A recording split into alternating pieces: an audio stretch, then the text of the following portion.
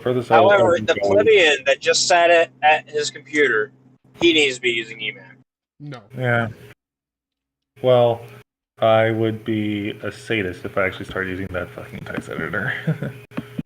I'm Well, you good. see, it's not a text editor.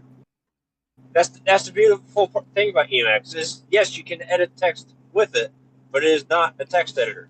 Let's see this. Let's see this. Ready? Ready for this?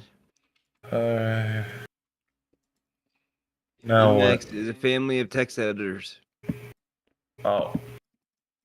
Emacs is not a text editor, sir. It was a text editor, but it's no Emacs longer a text is editor. a family of text editors. That's what the internet is telling me. Mm-hmm. Yeah, and the internet never lies. I am telling you that the internet is mistaken and that page is out of date. Because that page has not seen a single commit to it since 1996. Man, Jesus. Alright. You're still using man. Come on, yeah, come on, man. Everybody's using Nano these days. All the cool kids. Yeah. That's daring. Windows 11. Believe it or not, I used to use Gedit. Mm-hmm. What? Dude, kicking Yep, old Gedit. school. Ooh, wow. That's daring. Worse. Not gonna lie, all the time I've used Vim. I just am not good at it. I just Hey, Jeff. We're at it again. XML. Capital XML there, Tyler. Oh, thank you. Tar, XKF, XML, parser, CD into XML. You're over halfway to the home stretch, brother. At least See, that's the wonderful thing. You're almost there, but it's still going to take a while. Oh no, dude! Like this install, like to get to an actual working desktop environment, everything like that. I guarantee you, it's going to take 24 hours. Guarantee. I guarantee you that you're going to give up before you get to the desktop environment. Oh, You're going to be like, man, I see the light that is Portage. We should just use Portage. trust me, I was extremely sleep deprived last night, and I had an error that like came up, didn't know how to fix, wasn't sure what. I had to walk them through how to fix it. No, because I actually Googled it and found the solution myself. Yeah, but then I had to tell you how to do set steps. Yeah. Well, yes. But because he was so out of it. I thought there was like a written manual that told you how to do this. There is, but when you kind of like make a glaring mistake yourself, then because I forgot to remount the virtual file systems. And that's where Yeah, because I couldn't remember how to like get back to find them. That's literally how out of it. I made the same mistake like many moons ago with like I think it was like my third ever Gentoo installation. I was sitting there trying to figure out how to get why my network devices weren't working. Turns out that I was trying to make the symlinks in the wrong directory. Oh Jesus! I'll tell you what I do want to do. I want to run Gentoo and WSL. Go for it. At least you're running Gentoo. Good luck. Just let me know. Just let me know when you decide that you're going to install Gentoo on a Raspberry Pi. You know what? I actually will do that. I actually came close to doing that. I guarantee you. I want to put a Raspberry 4 on the computer and put it like a screen on it to show temperature and make it look real cool. Okay. So the wonderful thing about Gentoo is that Gentoo is literally like the best distro performance-wise for Raspberry Pi because it actually flies on the SD card. It's actually kind of crazy. I'm not kidding either. I had it on my Raspberry Pi 4. Alright. Now for autocomp. I'm sorry, but there's just nothing more Linux Chad than running fucking Gentoo on a Raspberry Pi. Like, Fuck yeah. There's genuinely. Come on, man. Attempted it with a I have to live my own meme. That's how it is.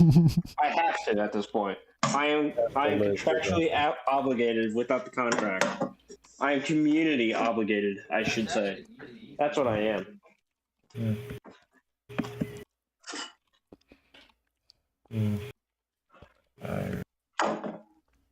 Don't mind me. I'm currently working on making some macaroni and cheese.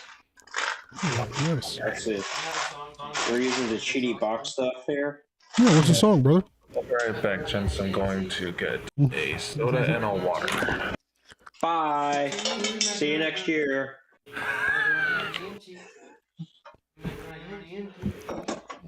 My dad did that many times ago, and then I didn't see him for like 2.5.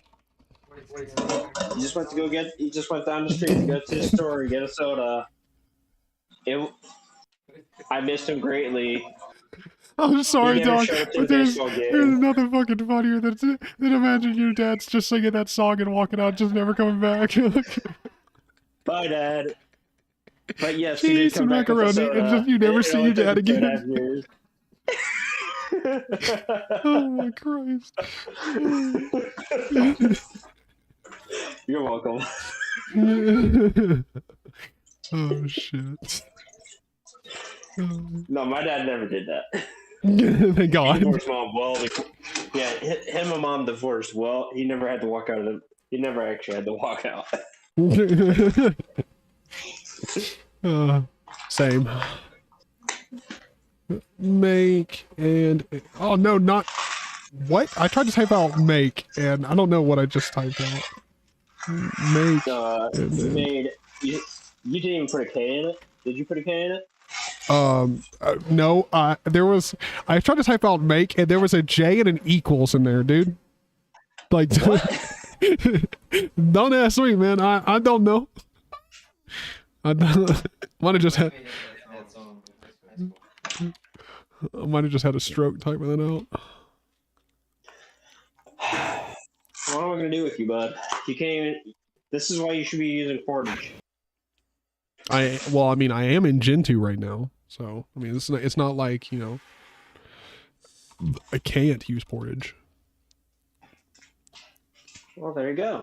Just use it. It's literally a Python script. As long as you have CPython compiled, you can do it. All you need is just CPython, GCC, and something else I can't remember. And then we're literally just doing a stage 1 install for Gen 2. Just like the good old days.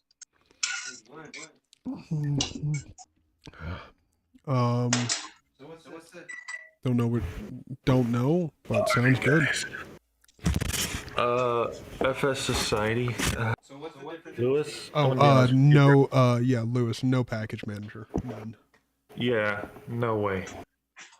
That's too much freaking work when I've spent over 36 hours building LFS. Oh, we're on hour 36, so we're only on like chapter 2, right? Dude, we've You spent still- 36 hours on LFS. Yeah, so you're only on chapter 2 No, of your life. we're on chapter 8 or 7 now. Well, you probably use Python Okay. in KISS too. We're not doing the KISS package. No. No, your package manager is CMake and QMake. We're using make, CMake, all that bullshit. Not Yeah, writing one, your installing one. Your package manager is Git with make. Pretty much. Hey, Jeff. Hey. Although there's quite a few projects. that don't use 36 Git hours of repositories at all. installing Linux from scratch. Yep. Yes. Now I do want to go ahead and clarify. I have gotten 7 hours of sleep, while Ben, on the other hand, has not. Zero. You guys are effing insane. I only made it 12 hours before I had to get sleep. Ben over here is just like he's I like, thought I was joking when I said you were sadistic. Nope. It's Yep. true. yup. You see, Ben already goes through this pain, except that because he maintains a Linux distribution. However, he's cheating with Arch, and now he's actually learning how it actually is to manage a real Linux distribution, and not just yet another Arch variant. You know, some people like the pain of tattoos, and Ben likes the pain of Linux from scratch. Truth. I mean, he did try to daily drive it at one point, I say we all practice, than once. and dude, I will do any like. I don't know what I'll do. I'll think about it though. What I'll do. But I say we all get together and go to like a hackathon and win the hackathon. We'll become the best Go to a pen what? testers. Best pen testers in the world. I'll tell you what you guys do is when November, just join me at Ohio Linux Fest. I'm doing a talk this year. Oh, really? Ohio Linux Fest. Me. Yeah, Ohio Linux Fest. It's always at like the end of November. I just might bring a laptop and I am finish from scratch. I am pushing to do a talk, and I'm going to try to talk everybody into installing Gentoo. Their internet would just go completely. Lewis, I'm not interested in a Kiss-based distro, like literally at all. Yeah. What I'm I mean, going to do is LFS, you could literally during make my Kiss. talk is during my talk, I'm going to sit there. I'm going to begin the Gentoo installation process, and when I'm installing Gentoo, I'm just going to sit there and talk and chat with anybody that asks me questions. And then, even after my talk, I'm still going to be installing Gentoo, and then by the end of the conference, I'll have a functioning GNOME install on Gentoo. Oh god. Okay, hold on. I've got to respond to Lewis. Lewis, What is this guy doing? Bash and Python are completely necessary for my Linux system. I'm sure They're necessary for most Linux systems. for most, and especially for mine, because I'm using Ranger as my main file manager, and I also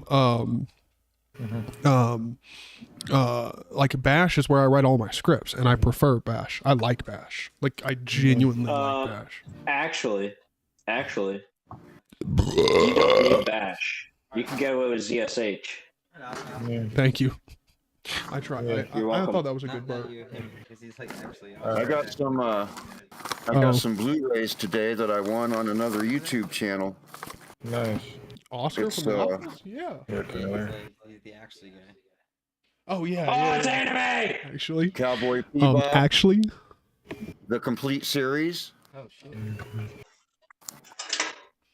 Akira 4K Blu-ray, Whoa. and Ghost in the Shell Nice. That's a good Blu-ray 4K. Yep. If Kiss is more minimal than LFS, I probably am. No, I'm not probably. I'm definitely not interested. Cowboy Bebop was from Brightest Day channel, and I think these two were from Brandon the Anime Guy. My memory's kind of like fuck, but it was like just a live stream giveaway, and I managed to. On this one, it was the Wheel of Elimination. Because Lewis, like, if I'm being honest about it, here's the thing. Like, if I go with something like OpenBSD, I love the minimalism of the OS. I mean, obviously, it's more focused on security, not minimalism, because it does support, quite a bit for, being a BSD. It still does support quite a bit. But here's the thing. On Linux, I would much rather have a system that runs Steam, runs everything, because Linux is capable of it. And so my system obviously is not focused around solely minimalism. I mean, I'm really just doing LFS here because it'd be fucking cool to have my own distro, and I'm not going to start distributing it, no, but just have my own personal, like, I built this from scratch. Shot. OpenShot or DaVinci Resolve, right? Right. I absolutely love DaVinci and Shotcut. Shotcut's my favorite video editor ever for simple video editing. I'm not a big fan of Shotcut. Okay. What's a good option for like the guy that's just lazy about it? Shotcut. Probably not Blender, because that's an option. Yeah, too. no, yeah. 100%. Yeah, definitely do not go with Blender. Funny thing is, I actually already have Blender installed. I've just never messed with the video editor. Well, no, what we're saying is if you want a video editor and you're looking for something for the simple man, you do not fucking choose Blender. Like, let me make that abundantly clear. But- like, Although I think so PT here- did do a video on editing with Blender and how Yes. it changed these insane defaults. I've actually started using Blender because of that. Hold on. Out of curiosity, if I already know Blender, can I use Blender's video editor? And is Yes. that easier Yes. than learning Shotcut? It won't be well, it Well, depends. because he already knows Blender. I'm not sure what that means Like, either. But yeah, Actually, like, I don't know Blender. yeah, because like that was I'm going to be learning Blender. that was going to be my next question. Like, by you saying you know Blender, does that mean you know some of the key bindings, or does that mean you're familiar with literally every single function in Blender? I might have accidentally watched like a couple 5-minute YouTube tutorials. Okay, yeah, yeah. I definitely wouldn't go with Blender. So you're Shotcut's an more the expert. option. You're one of those people. Yeah, yeah. Yeah. Well, you know, I'm regarded as one of the most knowledgeable people on when it comes to like anything with Linux, which I think is weird because I just watch YouTube all day. You're crazy. I'm an insane savage. I know more than people that. Yeah, that's the problem, Lewis. BSD is really good, but it's kind of hard to get good hardware support. It can be really difficult. But I mean I will say I've really enjoyed my time with BSDs. It's really nice. I don't know how. I can't even write a shell script. Come on, guys. Yep, Akira and Ghost in the Shell was from Brandon the Oh Anime. god, no, it's Derek. Oh, I was correct in that foggy memory. Oh, Stupid as hell. Derek joined us. Oh, in I the passed YouTube. like a lot of my associates classes Hold were on. networking. Are we talking about Derek as in DistroTube, right?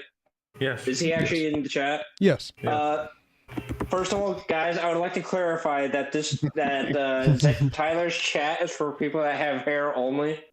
Oh god. Well, damn, that sucks. Is that why you're not in the chat, Josh? That's why I'm not in the chat.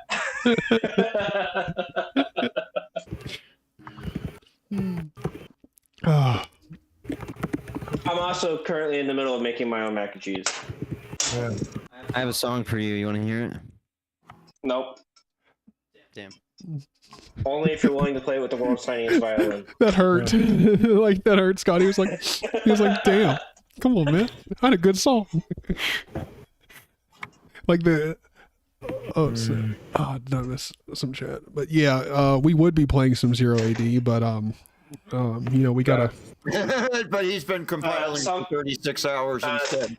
I'm already over 12 hours deep. Left over to play Zero AD because you know Tyler's not being smart about this and using a separate system for like building LFS. Yeah. That's Look, true. eat shit, Josh. That said, Okay. It's still on, buddy. It's still on, by the way. I'm currently working. Before I left for work, I started compiling Zero AD. And I still promise, even though I haven't played the game in like 10 years, I still promise to completely destroy you in Zero AD. Yeah. Sounds good to me. DT, have a good one. There's always madness going on here. Good night, Derek. See you, DT.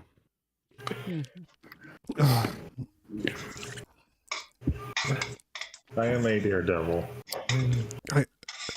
Genuinely, man, like you should probably get some sleep. Guys, I just realized something.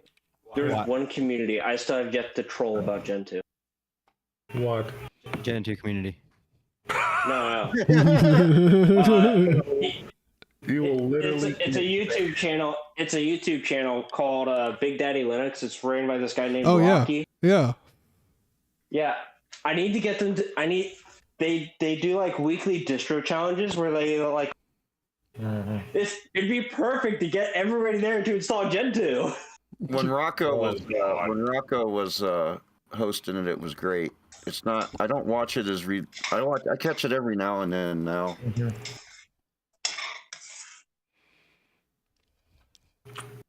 With this stuff, I'm not going to fucking. I mean, tell you that, or I get you for broadcasting to install Gen 2 again. Yeah, I'm on Gen 2 right now. Dude, he is literally Like on it this, right now. this is a Gen 2 based LFS install. Yeah, he's using Gen 2 to build LFS. As one should. Exactly.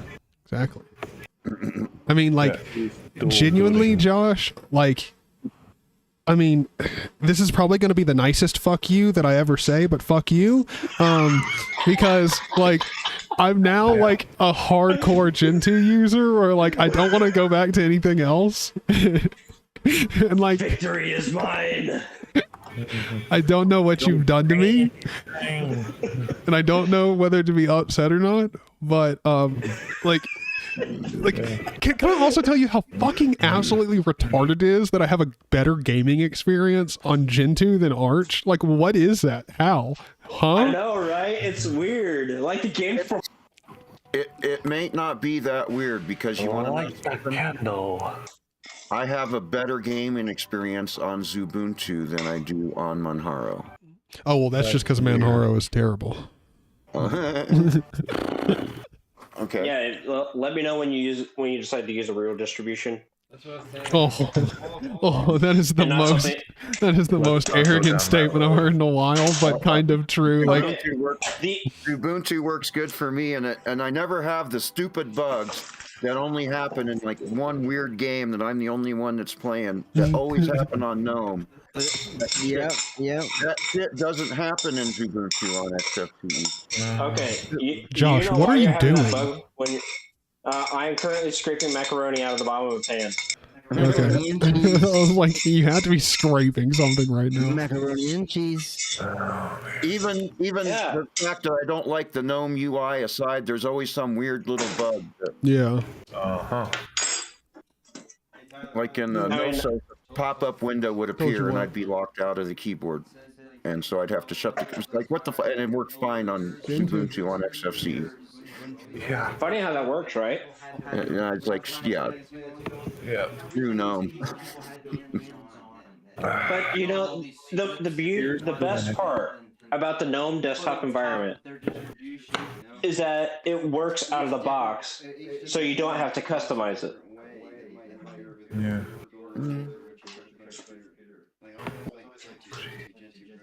Don't you dare fight me on that, Tyler, because I'm going to fight you. He's literally in for that. Yeah, and it's good. It's actually good. Especially when you learn how to use the use flag. Until you finally get sick of it enough to install GNOME tweaks and cause even more problems. Yeah. That is so true. You know, the funny thing is that that's the GNOME team that actually developed GNOME tweaks. Yeah. That's not a community project. That is the GNOME team that makes that.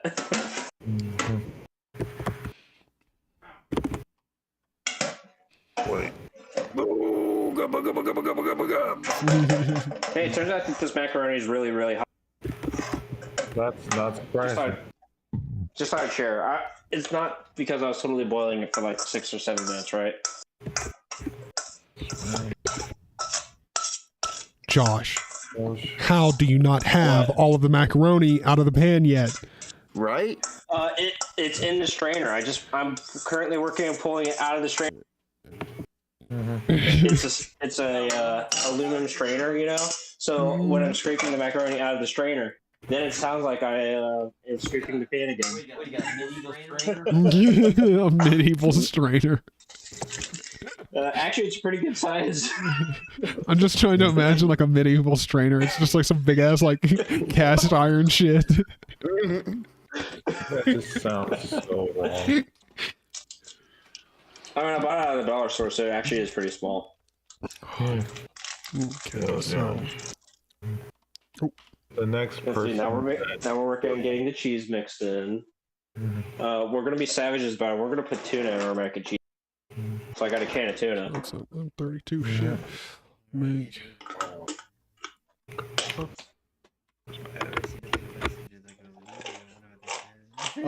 I should look for buckwheat noodles at the store tomorrow. Yeah. Xorg. Normally, when you see that, good ass Saturdays question. Normally, I How don't long get does it those take to racy install comments. Xorg? Well, Xorg. I wish that shit never happens. It's always just fucking Russian bots and shit. Yeah. Sudo won't take that long, but the rest of the packages. Oh really? Yeah, I imagine Xorg itself probably doesn't take very long. Username, Sesty? It won't. It's just the stuff before it that I'm worried about. Yeah, just install everything for that the Xorg community makes. You know, just install all the X packages. They like kind of in the middle. Well, luckily they're all bundled together, so it should. Yeah. Yeah. Oh, cool. Oh, shit. I mean, hey. Let's see. We got real butter here. You know, come back. Is Derek still in the chat? No, he's gone. Yeah, I'm a noob still in the chat.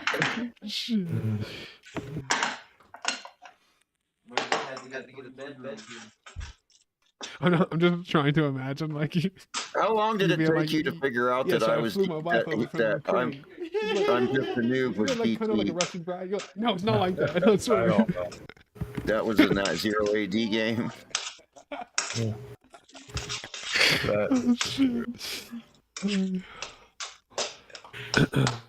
Okay, so OpenSSL is not a super fast compile. Yeah. Is it written in C++? If it is, it'll take a while. I have no idea. A lot of this I don't think. I'm thinking about making How long does it take to compile Python? Python. I love how Josh will just like interject at any well, the point. LF, or the. To be honest, Josh, the LFS book doesn't really do as the.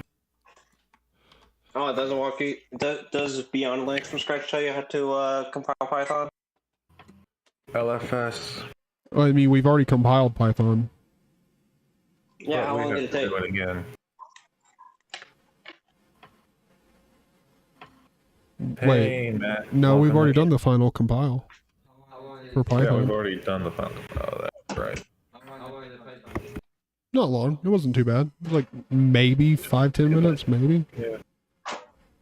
Yeah, I mean, Okay. we've already gotten like through over half the book. Oh. Good. What about Haskell?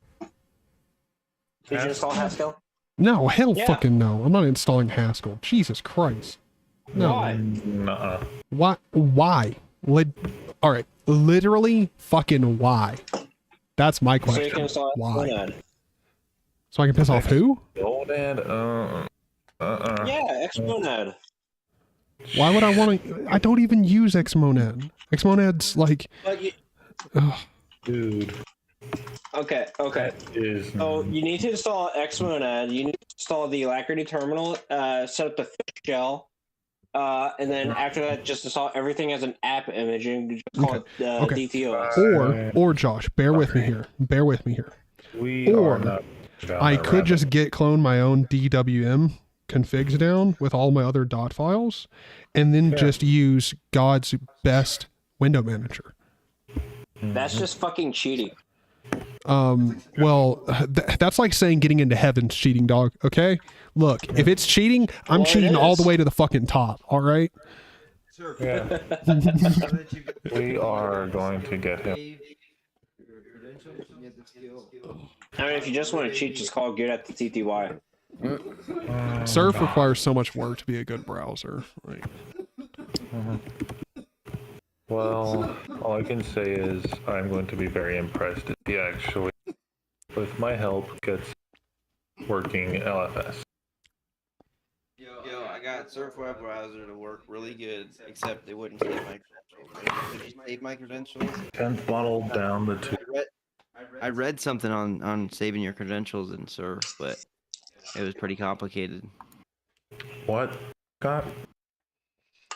he said he read something about saving his credentials using or when using Surf, but seemed pretty difficult.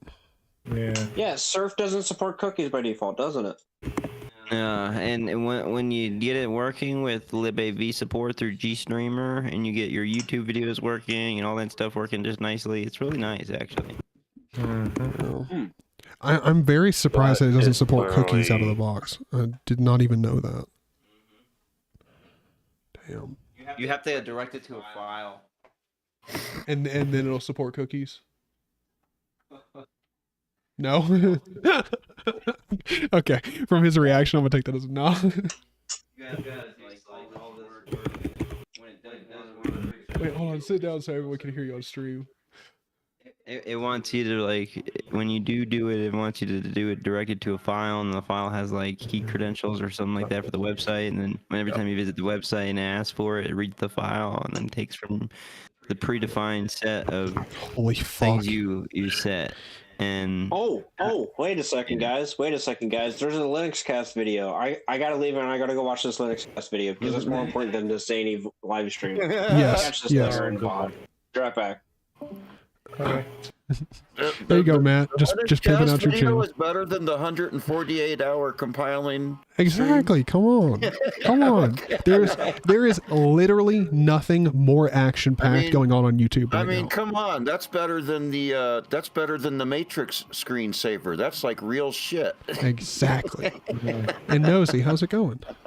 Welcome to the stream. hello, Nosy. Oh, okay. So I'm close to being done with OpenSSL.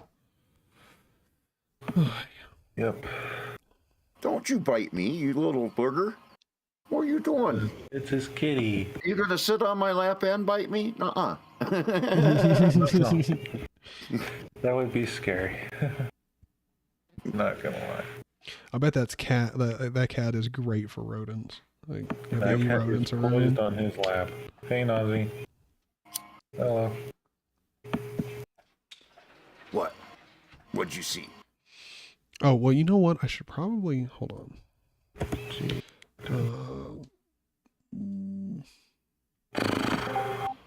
Let's move this over here so everybody can see what's going on. That's actually On Discord. Let me take my webcam here. Nah. Stop using it. what? Okay. I think you left.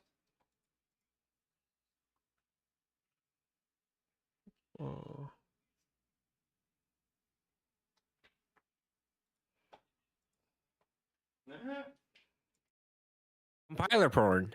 Have you never witnessed it before? I mean, come on. Oh, Dude, I don't even see your. Oh, I was talking about the live stream. That's better than the Matrix screensaver. Mm-hmm. The Matrix. oh come on. Tyler's stream. Uh-oh. Yep, there's a little bit of buffering. Don't worry, guys. Don't worry. Yes, the stream was buffering. It was only because I was switching around the webcam from OBS to Discord. It's okay. Yeah, It's okay. Oh. it's fine. It's fine. It's fine. My cat catches birds and small squirrels. Or Yeah. birds and small squirrels. Yep. Yep, Anything Dude. they can catch generally. dude. Cats are That poor great. though. cat. Cats are vicious animals. Yep. They're great vicious animals, though. Wait, hold on. Hold up. Oh. Oh, so I did the Hey, Arch Center, do me a favor. X32 that I didn't do. up? I'm glad I I need you to catch turn this. your camera slightly to the left.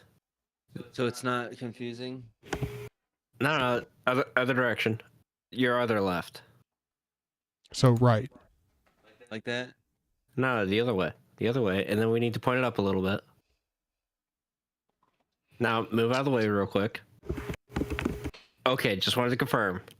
Now, Tyler, Yes. why do you have 3 windows on one screen? So everyone in the live stream can see Discord, and then me compiling So everything. everyone can. And building it from So scratch. everyone So- in the live stream can see us being decadent. Yes. I see. Okay, just wanted to confirm. That's all. I just need a confirmation, first of all, that you were using multiple monitors. Oh yeah. So that there's no confusion Also- whatsoever that there's Also, some crazy are stuff. those fucking window gaps? Yes. Oh god. Oh my god, do you understand how much bloat you have on your desktop right now? Oh, god. You're even using fucking emojis. Instead of numbers. Dude, I even have an emoji script where I can select emojis and have them copy over to my clipboard and use them. It's fantastic. It is. It's fantastic. I should actually just do a video on my emoji selector because I pretty much copied it from Luke Smith. I think I made very minor changes to the script, if any at all. I can't remember. Do me a favor, and don't write a wiki article and put an emoji in it for the Gen 2 wiki because you will crash it. I'm good. I definitely won't be writing Gen 2 wiki pages. That's 100%. Like, oh god. I mean, like, y'all assume Gen 2 would want like my dumbass writing articles. There's been worse. There is worse. Boys, better title: Boys installing LFS and compiling to stay warm in during winter. I mean, pretty accurate. Hey, I'm not gonna lie. It was cold. CPUs. I need some more heat. Okay. So like my apartment's like super drafty. So in the middle of the night on a cold night, it actually does get kind of chilly in here. So because I run disk CC on all my Gen 2 machines, and all my Gen 2 machines are in the same room, which is also the room that I'm in. Yep. I just tell it to just compile Chromium, and it actually raises the temperature like 3 or 4 degrees. Yeah. Well, I mean, see, like I think I was talking with Scott about this. I'm like, imagine like one day, like it really does get to a point where like we have to go like underground to like survive like an ice age or some shit. Like nowadays, like with geothermal power and like underground like hydroelectric, you could easily just set up a system where instead of just like building a heating system for like a complex underground, you could easily just have all of the entertainment and computing that people do be the heating of the place, like, which would be like, I was like, that would be so fucking sick. Yeah, that'd be pretty cool. Like, that would be interesting. Let's see, in my apartment right now, it is 64 degrees.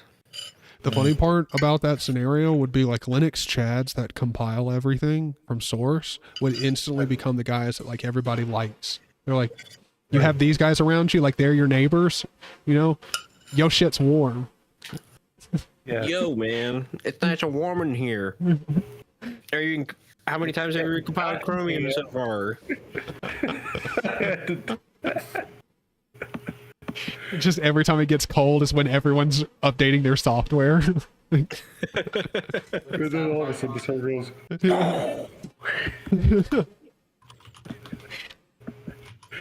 I know how to make jokes. Oh, even sleep deprived, you know how to make jokes. Yes. Yes. Yay, somebody's funny. Oh, makes for a good watch. Don't ask me who. I certainly don't know. Yeah. And Party is having his usual microphone problem. I mean, that's not unusual, probably because he's using Pulse Audio. Yep. Oh, and I don't think LFS is part yet. Does LFS even tell you how to set up Pulse Audio? Yes. It actually does? Yes. Mm-mm. Nope. Nuh-uh. Not happening. No, I'll pass. You're not doing fucking. You're like, damn. Not happening. I'm not big on Pipewire. Yeah. You're not. I mean, I don't know. Pulse Audio works fine. Yeah, Pulse Audio is as far I as we're mean, going. until it doesn't. Like that. Well, you know, even when it doesn't, you just sit there and delete the home/.config/pulse. You just delete that directory, you reboot the system, and then it just works again. Right. Yeah, no. Yeah. Ooh, Chromium update. We're now on version 100, boys. Oh, good God. Yeah. I get to go to bed nice and warm. Oh, God. 100. Let's see. Calculate dependencies. How many updates do we have? Josh, you, my friend, are literally. Let's see. And then now the question is, do I want the pies to compile or do I want the build server to compile? That's a good question. The build server is going to get it done like 3 times faster. Yeah. Not going to lie about that. Not going to lie. It looks like all the machines have an update for Lua and Python setup tools. So it's actually a pretty small, short time compiling. But it's the ARM images that actually need compiled. Okay, for Chromium. Okay. Yeah. We'll just tell it to go. Hey, buddy. We're gonna have all the pies compile it. You're good to know. Okay. Might be cute, but don't listen. Buddy's just sitting here.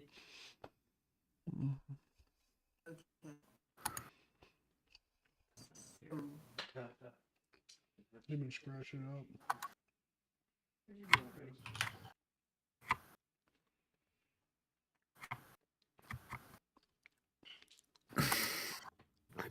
Nosy, or Nazi, however you want to pronounce your name. What does your 10-year-old desktop have that makes it worth $240? Yeah. Like 10 years old doesn't sound worth that. Yeah, it could be worth. Depends on what it is. Yeah. Side user. I imagine that it's like a 10-year-old SSD, which I don't want to spend $250 on just a 10-year-old SSD because Nope. that probably doesn't have too much life left. Not Hard at all. disk, no, probably not that. It's got nothing. So I'm just giving you $240 for nothing. Yeah, basically for junk. Sorry, dude. Hey, you know what? If it's got like one of those old-fashioned Antec cases that has like the 16 disk drive bays, Right. I might actually be willing to buy that. Giant old cases from the 80s. It's like 2.5 feet tall. Yeah. That's literally all you do.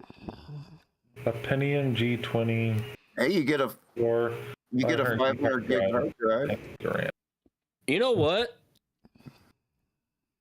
10 gigs of DDR3 RAM? Yeah. That might actually be a deal for $240. Oh gosh, Josh. Because DDR3 has actually been going up in value. Because it's just.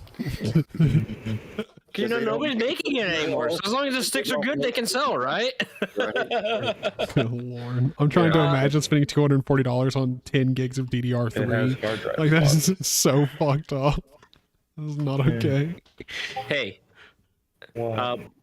my home lab server, which is not the build server, it's the home lab server, it still uses DDR3 memory. And it's only got 32 gigs, so I could use some more. Yeah, but like for $240, man, you get like 32 gigs of DDR4. Like, But is it 10 gigs of DDR3 ECC or not? it's combined with a Pentium G, man. It's definitely not ECC. What the fuck are you never talking know. about, dude? You never know. I mean, yeah, good point. Wait, hold on. Do Pentiums even support ECC memory? No. Yeah, that's what I was thinking. I was like, Yeah, I don't. but the memory still works.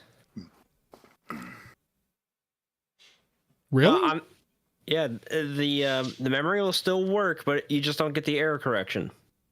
Wait, hold on. So you can run ECC memory as non-ECC? Yeah. Oh, I didn't know that. Okay. Interesting. Okay, there we go. Learn something new every day. So it looks like the G2020 is a 2013 Ivy Bridge model, so at least it's better than most of the Haswell stuff I see these days. It only supports up to DDR3 1333. Oof. Oof. Yeah, it's got the Intel HD 3rd generation graphics. Which means nothing. It means enough to get you a GUI. So it's about what my Yeah. it's about what my i5 laptop was. Yeah. Like it's probably equivalent. And my- It's probably equivalent to my Raspberry Pi. That It burnt does support itself up VTX. It supports VTX. That's important. thing. It supports VTX, which means We that we can don't use know it what that on means. virtual machines. Oh, it's called VTX on Intel. Yeah, it's VTX. Oh, Whereas AMD's is SVN. yeah. I'm just It used does not- to SVM. It does not support quick sync, so no, I don't want it.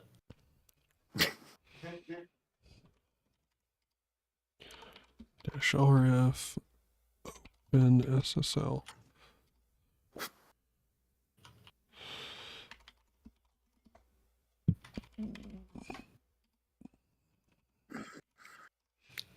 What socket is that even? 775, I think. Put Windows XP on it and play games from 20 years ago. It'll be fine. I can just do that with Linux. 1155. Right? Okay. Okay, it's 1155. Have you never heard of emulators?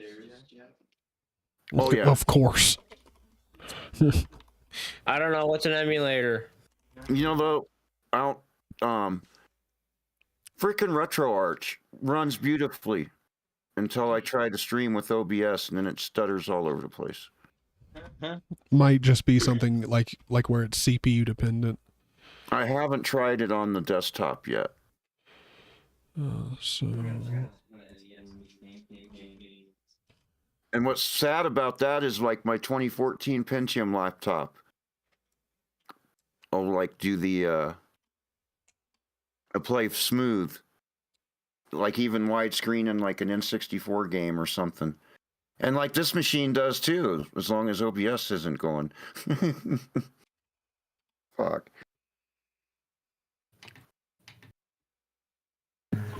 And I have returned. 10 hard Welcome drives. back. That's not bad. So like, I mean, for a storage server, it'd be good. Yeah, that would be a killer storage. Not gonna lie.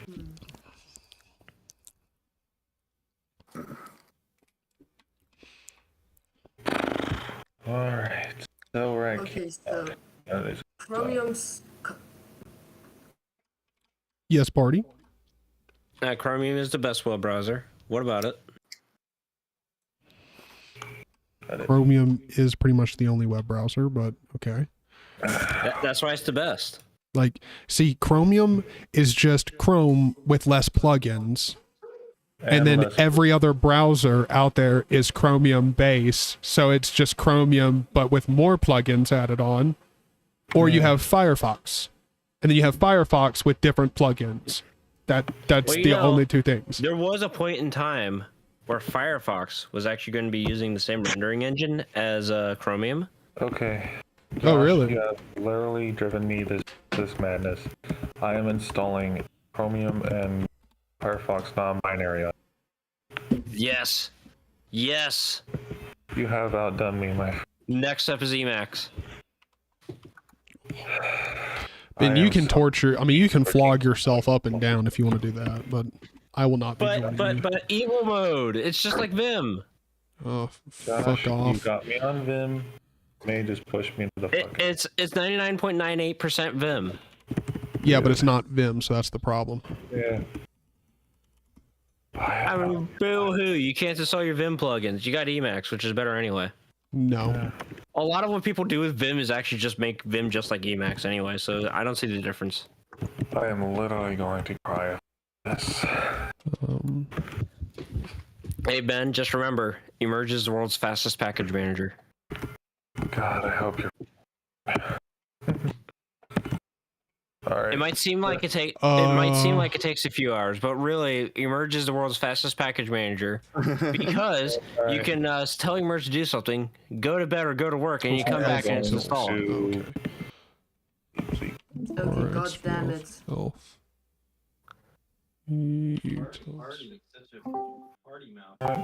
Yes, sir. make content even more Satanist. I am What? going to my terminal and whatever else I'm fucking doing. We get to see Ben's terminal. Yes. Yes, there's the Emacs. Yes. Josh, you have done it to me now. You've convinced me, my friend. I'm doing it. Look at all that bull. Hey, hold on a second. There's a couple use flags you need to enable with Emacs. You need to enable Okay. games and dynamic loading. Which ones? Games and dynamic loading. Okay. Here we go into the package.use. Use Emacs. So it's app editors, Emacs, dynamic.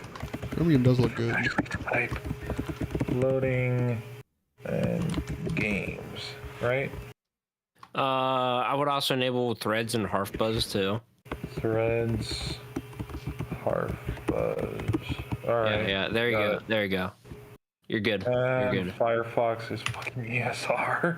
What? Firefox is ESR because you're not pulling it from testing. Oh, good God. Well, I have Firefox bin and Firefox in here. Oh. I don't know why it's wanting to pull in ESR then. This is freaking weird. Yeah, because I have www. Wait a minute. Did I actually tell it to pull Firefox ES? You know what? Wreck it. I'm just going to tell it to mask Firefox ESR. Now you're making me look to see what version of Firefox I have installed. Client Firefox-ESR. Alright. That's EIX Firefox. Yeah, I got the correct version of Firefox installed. Yeah. I have to... Okay, yeah, I was trying to pull in 91.5. Are they freaking easy? Wait. Let me see if I do less than dash 96. What? 96.03. Hold on. Look at this. Look at this piece of software someone has loaded up. What is this? Yeah. Ugh. Oh, wait. I think I did that wrong. Don't mind me. I'm just using the terminal inside of Emacs, the world's greatest development environment, to sit there and update my Gen 2 system. Even though I think it's actually already up to date. Imagine using a text editor to update your system. You can do it from Vim too. It's just better in Emacs. Yeah. Again, I'll repeat myself. Imagine using your text editor to update your system. If you don't take a spaceship, Yeah, to that the moon is to update like your system, what? Dude, true. And I have to add this to my package.use. Great. Yes. Linux. Okay, let's just put this down here. And image. Okay, so Scott's Someone's dying in the dying background. back there. Yep. Yeah. That's I'm gonna go true. join him here in a second. Victory! Good luck. Anyone spare a lung? 28 packages, are you crazy? He's like, my lung has survived. Oh, shit. Let's make this clean. Cool. 91. Let's configure it. Configure.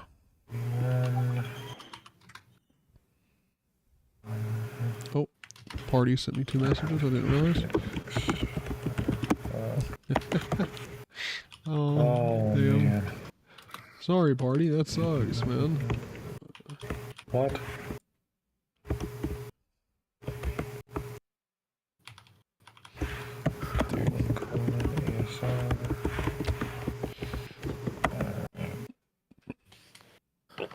Are you actually using Pop OS? No. Okay. I just really like the background, so I pulled down the wallpapers and I just used the background. That's why I was a little confused. I was like, I've never seen anyone like actually use Pop OS and not use their own desktop environment. Believe it or not, like I have used Pop OS before, but I normally just rip GNOME out of it. I mean, I'm not going to say without good reason, but Well, yeah, because you know I don't like how Pop OS does GNOME. Well, me too. Like, like the sad part is I think they're gonna make GNOME like way better. Well, I mean, they're obviously moving to their own desktop environment, but they're gonna take what makes GNOME good and just make it even better. The sad part though is I don't like the aesthetic of it at all, so it means nothing to me. They ought to just snag Unity. You're right about that, Jeff. No, they're just gonna make their own desktop environment. Yeah. Yeah, I think they're trying to do it in Rust. Probably. Client. They're savages like that, you know. I mean, to be honest, like I've been getting more into Rust. It seems like a really good language. I really like it. Yeah. Don't mind me. I just use Go, even though I don't actually have Go installed right now. Really? I thought I had Go installed. Dude, you don't have Go I've got Go on my LFS installed. What are you doing? We told it to install. It's going right now. It's working on it. Might take a while. So in about 10, all right, so I'm gonna go smoke and then I'll sit back down and you might be done installing Go by that time. Might. Possibly. Possibly.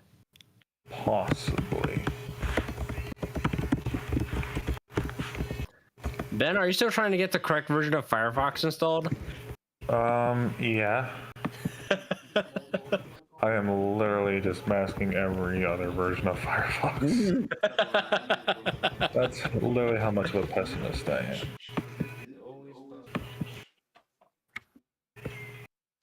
For, like, the... oh, shit.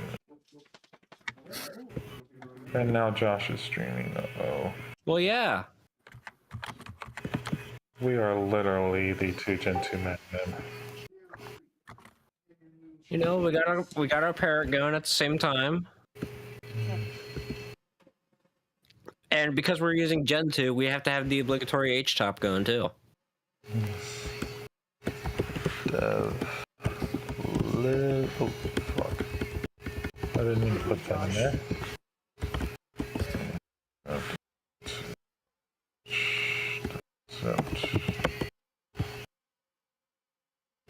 Libs NSS because it's a newer version. Oh god, I'm getting Firefox 97. Holy crap. Yeah, we're on Firefox 97. Not that there's actually been 97 versions of Firefox. Yeah. Well, there is now. So. You know what?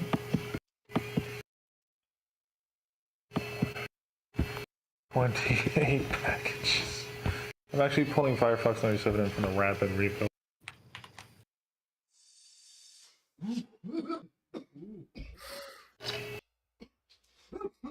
I don't know what that myself. Shit. Well, luckily I have 16 threads to shit with, so.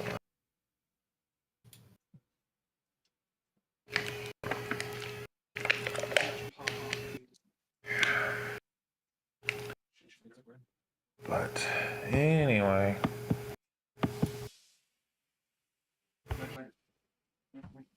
my CPU is not going to thank me for this. Yep.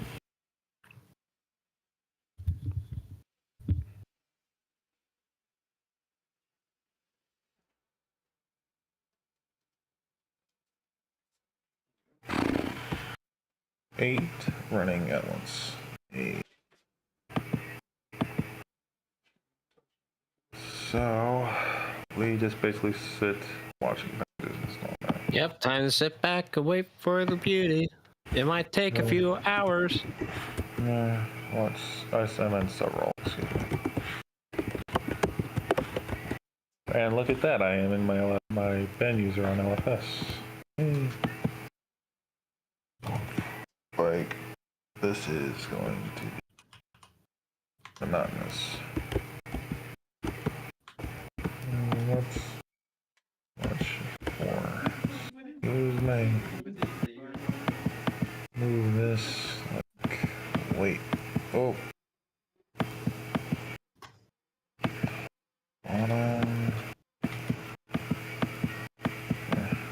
Trying to get this tiled properly. Hold on. Like in the right window. There we go.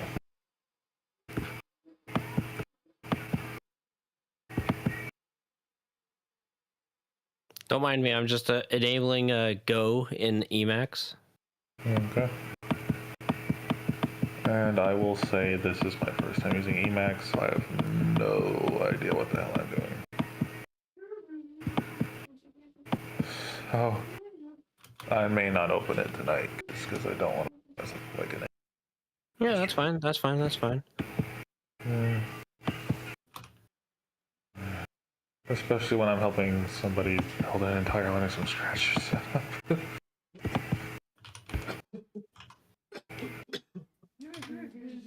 Just because I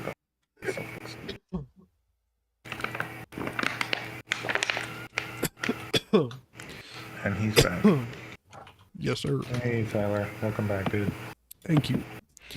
Yeah. I'm done with like libelf. Oh, I've already got Go installed. Yeah. And I am literally on 2 out of 28 packages right now. Now 3. Alright. So... Jesus. Fetch. What's next? I am going to not start my stream. Tar Go XVF. back over to Tyler's stream. Now, I'm sorry for coughing in the mic. Try you're not to. fine, man. Oh, by the way, for those of you who are wondering what I'm also doing while I'm helping Tyler, I am installing macOS Big Sur on a non-Apple laptop. Why would you do that? Because I am a glutton for punishment.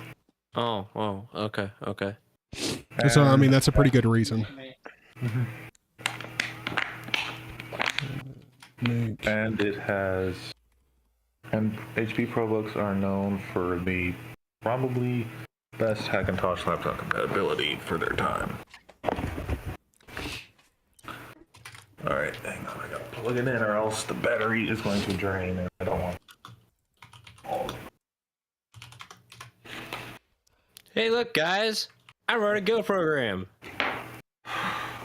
See, we just do go, run, hi.go. Hello, world. Jesus. I'm a real programmer now, boys. Oh god, gosh. Where do you get this?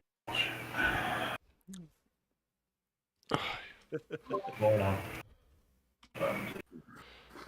That, so now we're gonna do a link and Hold on. Oh, Josh. paste all of that. You and your coding, Josh. Good night, powers. Oh, you headed off? Yeah. Alright. All right, man. Have a good one. See you tomorrow. Jeff. Later, bud. Scott said bye. Alrighty. Alrighty. Believe it or not, that's like the only thing I know how to do in Go. That's It's just write a no little little shock. script. Yeah. That is no goddamn surprise. And get Make my that, and webcam then on I'm also. gonna copy all this. Is that in See, I told you, Tyler, you have to do Python twice. there? Yep. So, I just run on. Yep. Thought I'd already And done you this. are nearing the very end of this long haul package so far. Yep. But it's nowhere near over yet. Wait, I don't need the docs HTML.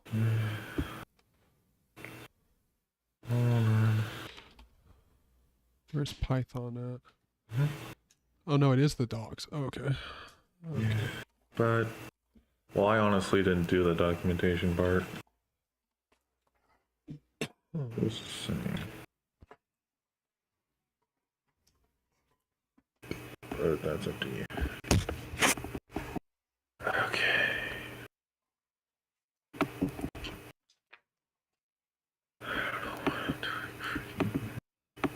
Wait, hold on. See. Oh yeah. Probably. Oh yeah. Tyler, the first literal package in BLFS we do other than Grub and sudo is wget. That doesn't sound like rsync or curl. Well, we will be doing those for him, but not right away. So. You could just install Hey, curl. It does everything wget does, but better. Well, we need wget because that literally pulls in every package he's going to need in tar form. You could do that with curl too. Yeah, but I've done it with wget more times. You can also do it with awk. So really, all you just need is awk. But we're going by the book here, Josh. I'm not deviating. Because the book literally tells you to use wget. Just saying. Of course it does, but the book's wrong. Dude, I am not making any fuck ups in. Hey man, wget is just. I'm just telling you how much bullet wget is. That's all. I know. I'm just saying, if he wants a working system, we're doing it by the Bible, the book. The Bible that is Linux from scratch. Okay. Dude, Yes, I we're swear, going by the LFS my book. dog is the weirdest dog ever. Benji will like grab his collar and like choke him, and like he will keep jumping on Benji and making him do it. I'm like, do you like getting choked? Like, what is wrong with you? Like, come on. Yeah, that is weird. Like, That is hella cool in here. buddy, go on. Yep. And anyway, we've got Python ready to go. As long as he goes to the water. Earl and Tyler, Yes, sir. are you using Ethernet or Wi-Fi right now? I'm sorry. I'm wondering if you're using Ethernet or Wi-Fi. Oh, Ethernet. I had to think about it for a then second. you can actually, just to get like your base system installed, you can actually use a static IP just till we get to DHCP and BLFS. If you want. 'Cause Do you have a kernel? Because then you can just use DHCP-CD. that is true. So I will probably run him through that for now. We don't have a kernel yet. No. We haven't copied his Gen 2 kernel or anything over that yet. Oh, okay. But I will take him through that when we get to that point. We're only on the Python package right now.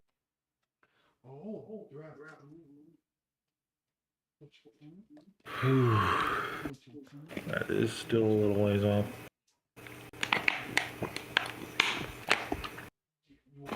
For a little bit. Okay. Oh god, it's one. Oh, great.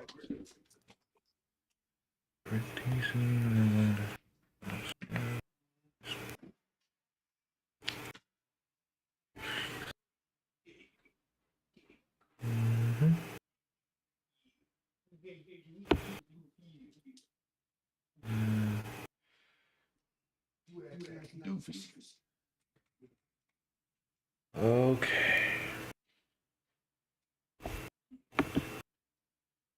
Guys, I'm gonna go to bed. Alright, Josh. Have a good one, bud. Alright, good night. Have fun. We will. Have fun cheating and not using portage like you should. That's funny. Alright, man. Talk to you.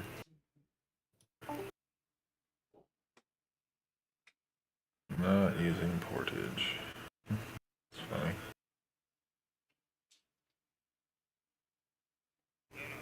Mm-hmm. Not using portage.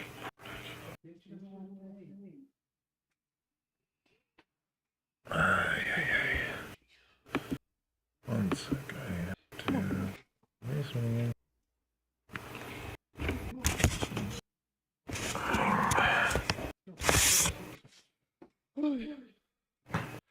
Oh boy. All right. I'm Alright, welcome still back, Tyler. compiling this. Surprising. We're Okay. still on it. And you have Python running. It's actually a very small package compared to what we're going into. Actually, one of the smaller packages.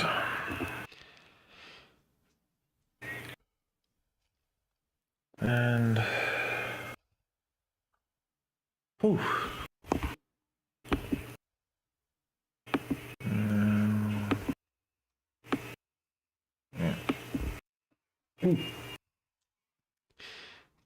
Now, where's this?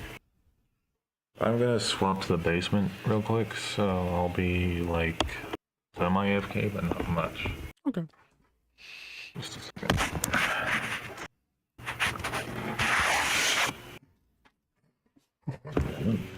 The dogs are playing like crazy. Yeah, they're blaring like crazy.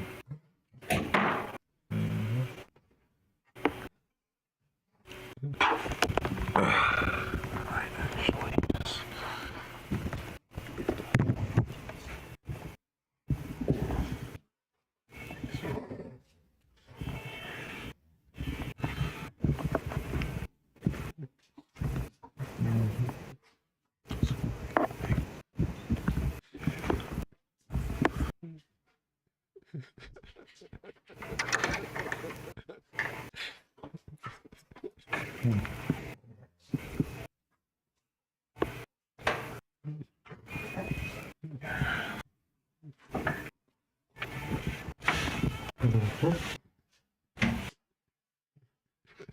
Dude, buddy's pinned right now. Oh no, he got up. Benji can put his entire mouth around Buddy's neck. Wow.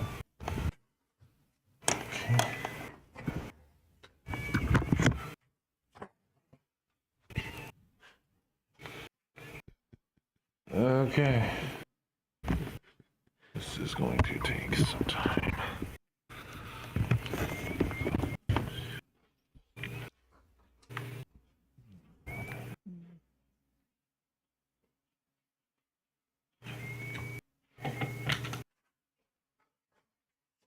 Okay.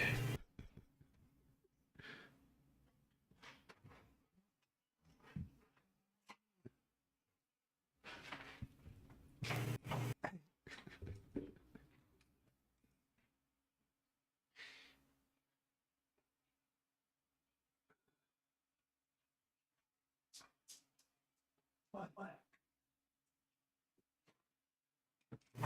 Chill out.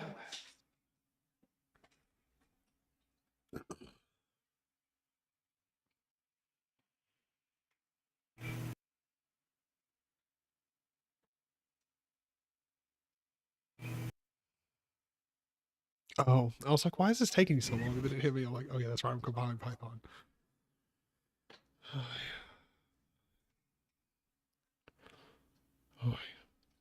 But for everybody who is in the stream and who's actually watching this LFS install and watching the dogs play and everything, how's your day been? Hopefully it's been good.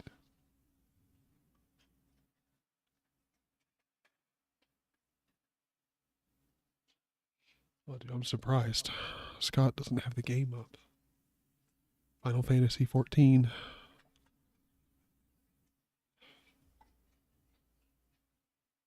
Yeah. Yeah.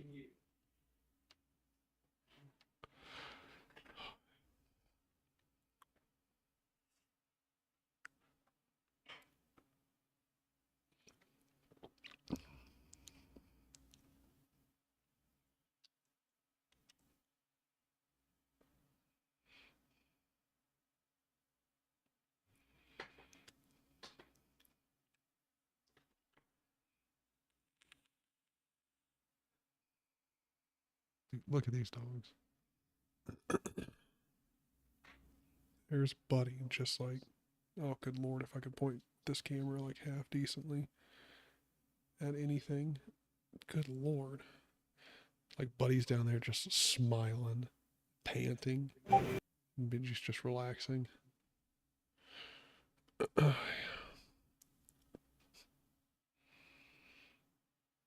Ooh.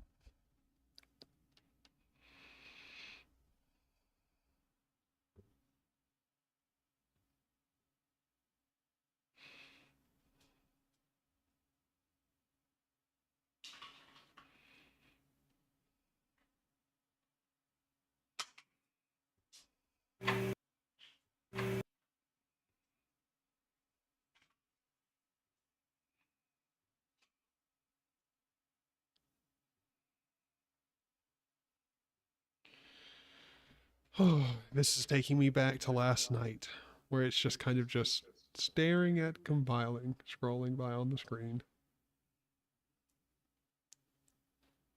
Oh, goddamn.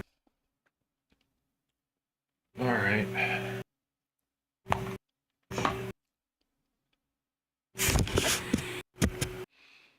Okay.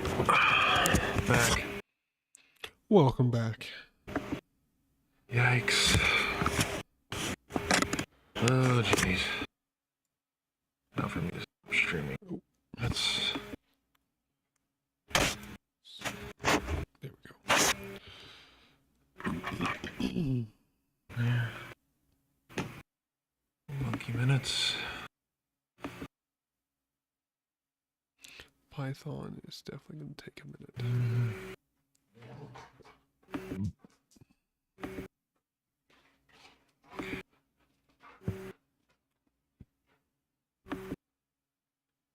Then...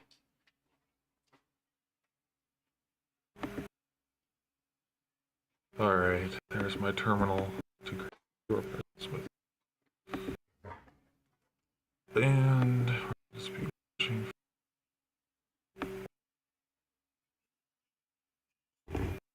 For the next...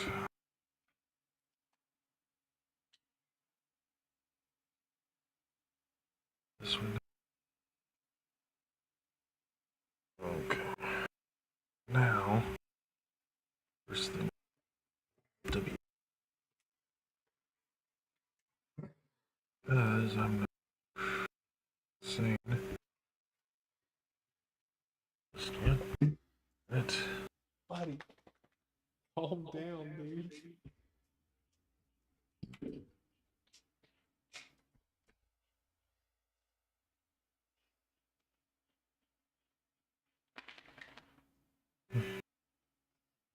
And... Let's see. It's first... I think Benji's tired of whooping Buddy's ass. Yeah. Alright. Alright, so I got Python and all that shit installed. That's nice.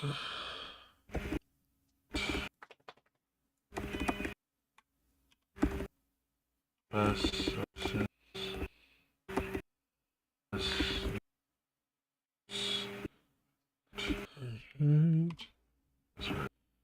Now it's time for Ninja.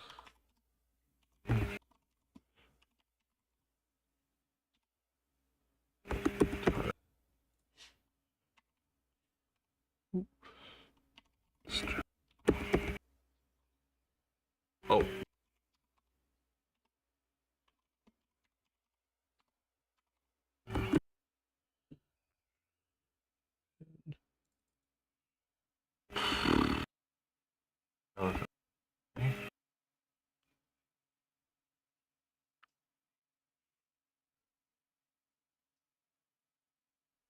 Alright. Ouch.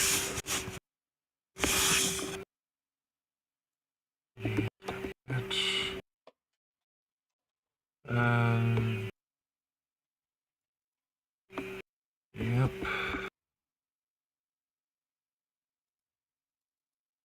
Looks like fine. And then CA. Oh yay! Now comes the big hell.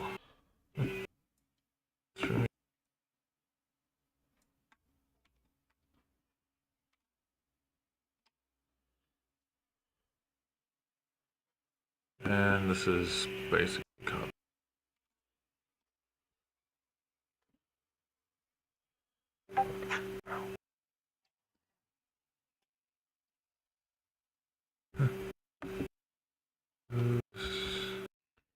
Oh, the most thrilling content on the internet.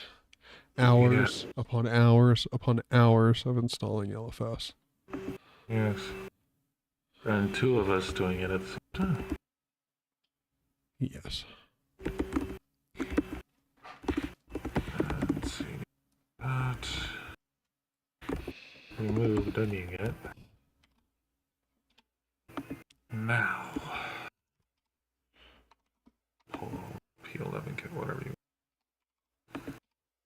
SN1. Hey. Sit. Oh. Good. Thank you. Test.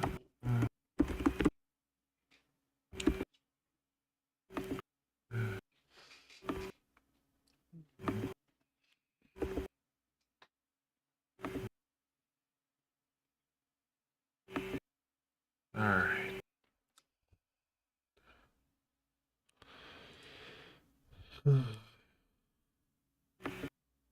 Alright, so star XVF Yep. Mason 17 Mason.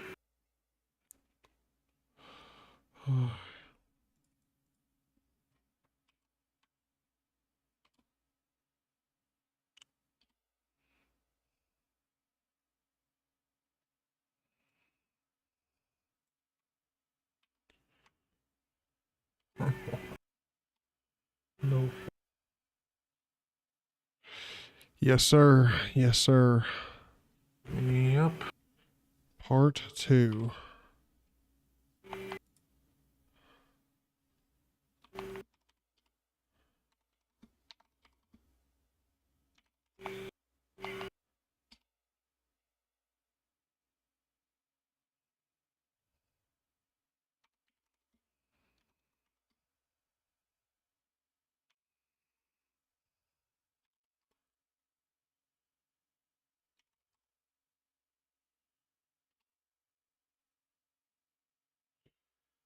Okay, so let's install the core utils.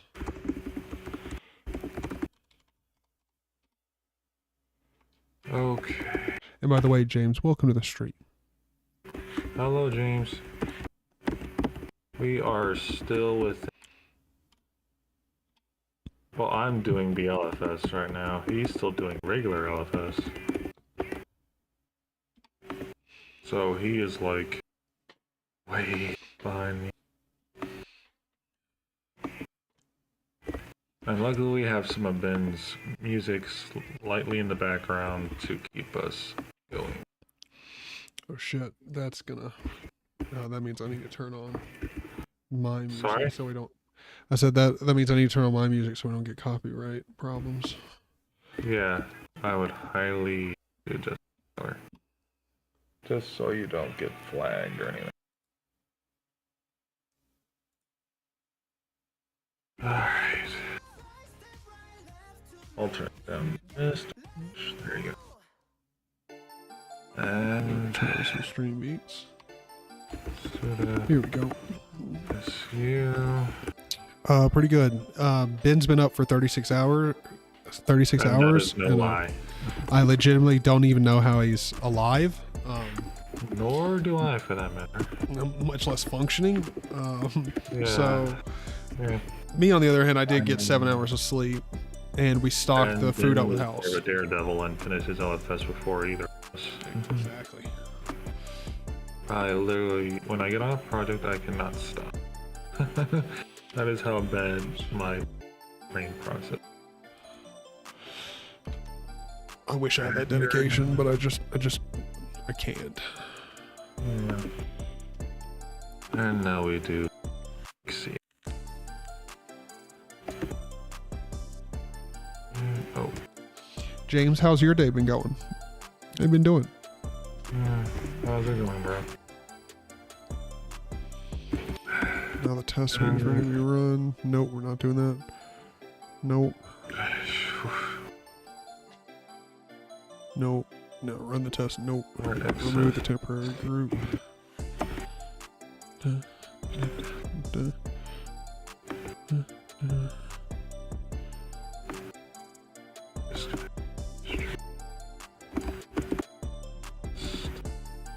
Okay, yeah, so we don't have to remove the temporary group. So we're just gonna. Oh, I think I ran make. I believe I just did. Yes, I did. Okay. Could have just done make install with it. It's alright.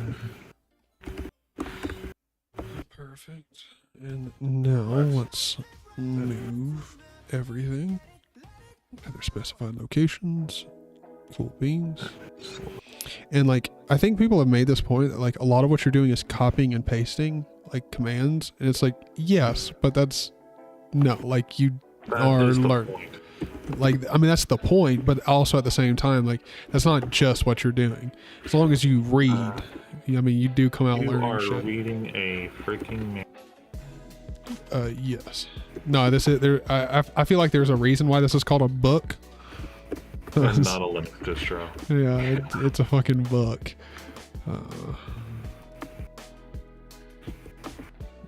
Yeah. And I will reiterate that fact, people. You are not building a Linux distro, you are building a how-to manual. Yeah, I mean, well, you're building Linux, like a, I mean, From a how-to manual. yeah, you're not necessarily building a distribution, but yeah, you're building your own Linux distro from, well, I mean, it's from scratch. It's all in the name, book. man. Yeah. I mean, it really is all in the name. Yeah, it's all in the terminal. Let's see. Control. And I honestly will say, in personal experience, it's a lot simpler just to copy and paste it. Seriously. Ignore the people who say type it all, honestly. Oh yeah, You will thank why? me later. What? What was that, Tyler? I said why? Like why would you type it all? Yeah, there's no logical reason. And I now have a functioning. So.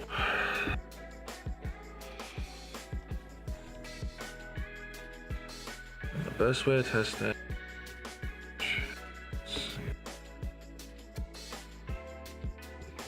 Probably VPA supplicant, so I can have a working Wi-Fi connection.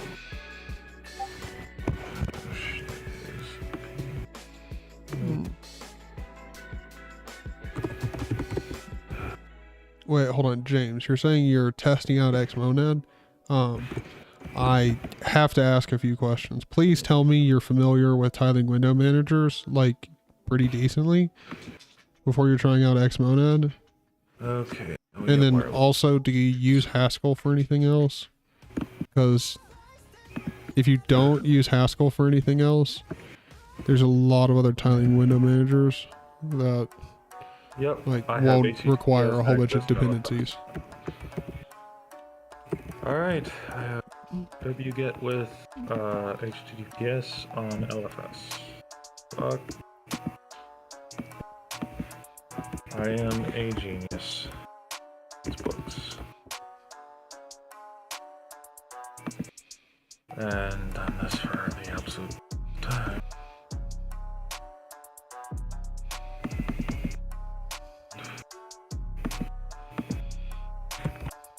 And now I'm changing it to something.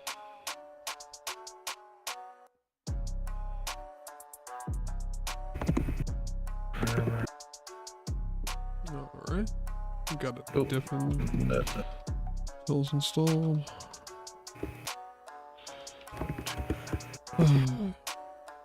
Odd.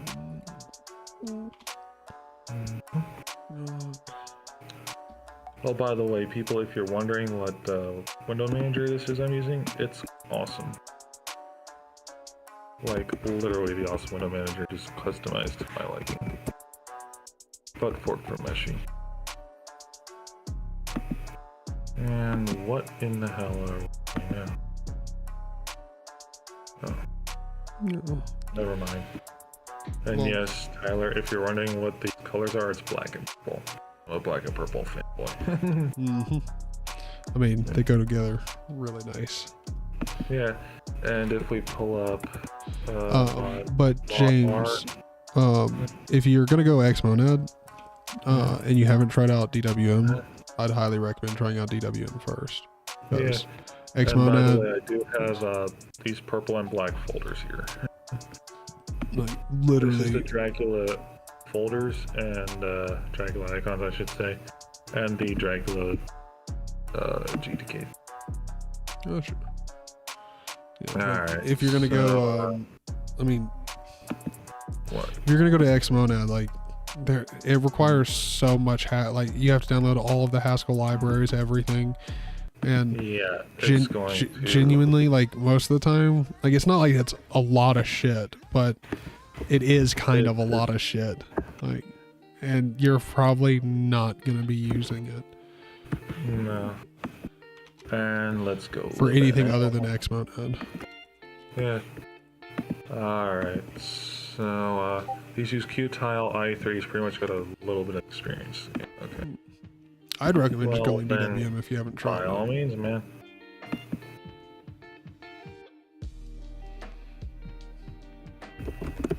It is. I mean, if you need any help whatsoever with DWM, With a window manager or with Linux in general, come to us. yeah. But I'd be more than willing to not only help you with your first install DWM, but I could walk you through my install, and you could just git clone like my DWM setup and install it, and and then I can walk you through the config, like, because I have very basic sensible patches, other than the only one that's just kind of there that, like, I don't necessarily think everyone needs or wants, but I definitely need or want, is the gaps. That's it. Nah. And I don't have I don't have a ridiculous amount of gaps. Oh god, glib. Here we go. Down the dependency hell tree. Right. This. Go. Yeah. DWM is one of those things where, like, and, folks, if you're wondering what's... Sorry, I'm Tyler, but if you're wondering what's on my screen right now, it is basically the hell Tyler is going to have to go through to get at least Wi-Fi working on his tower if he so chooses to do it. Oh, no. I don't need Wi-Fi. Yeah, but you are going to have to get glib for a GUI. No. But you don't have to do that, Tyler. But to get Network Manager, you are going to these packages that I am doing. Sure. But yeah, DWM is one of those cool like things where not only, like, if you're unfamiliar with reading source C code at all, like, it's a great program because you will accidentally learn a lot of C by using DWM. And it's great for that. But yeah, Tyler, like I was telling you, these packages that I was just doing, like 10 plus packages I was just doing, you are going to have to do them just to have a working wget and glib, basically. Sure. Yeah. So, but yeah, the Wi-Fi shit you don't have to. Just do like DHCP for your working.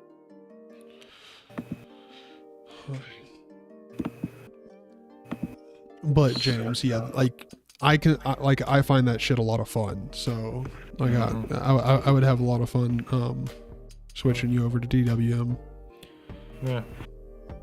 DWM I have running, but I have never, honest to God, patched it myself. And also, like, DWM is, like, I don't think many people understand this. All right. DWM is fucking amazing because I have it. Yeah. So, you know what, Tyler? Since I helped you through 2 Linux installs, one of these days I want you to help me do DWM. Oh, no problem. No problem. Yeah. From one buddy to another. Yeah. Oh, that would be no problem. I'd love it. Yes. But so do that, but here, I've had sleep. Yeah. Yeah, because you're gonna need it, man. But I'm here on my GitLab, and here you can see, like, James, I have the entire DWM program in, oh wait, it's not my .local. What am I doing? .config. So I have my suck list folder here in my config folder, and this holds all of the programs. dmenu, DWM, ST, and surf are all in here, and like I have my rice in here, and the great thing about DWM is, like, I mean, this is the whole program, and if you like, so essentially I can download this and build it on any Linux distro whatsoever, and it's going to be exactly my config. So we go into my config.h here.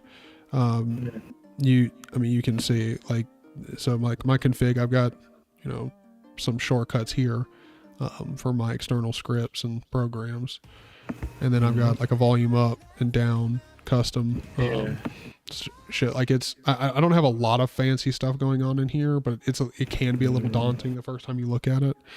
Right. But the cool thing about DWM is, like, let's say you just wanted to go over to like OpenBSD, FreeBSD, like some other BSD. Legitimately, this is how easy it is.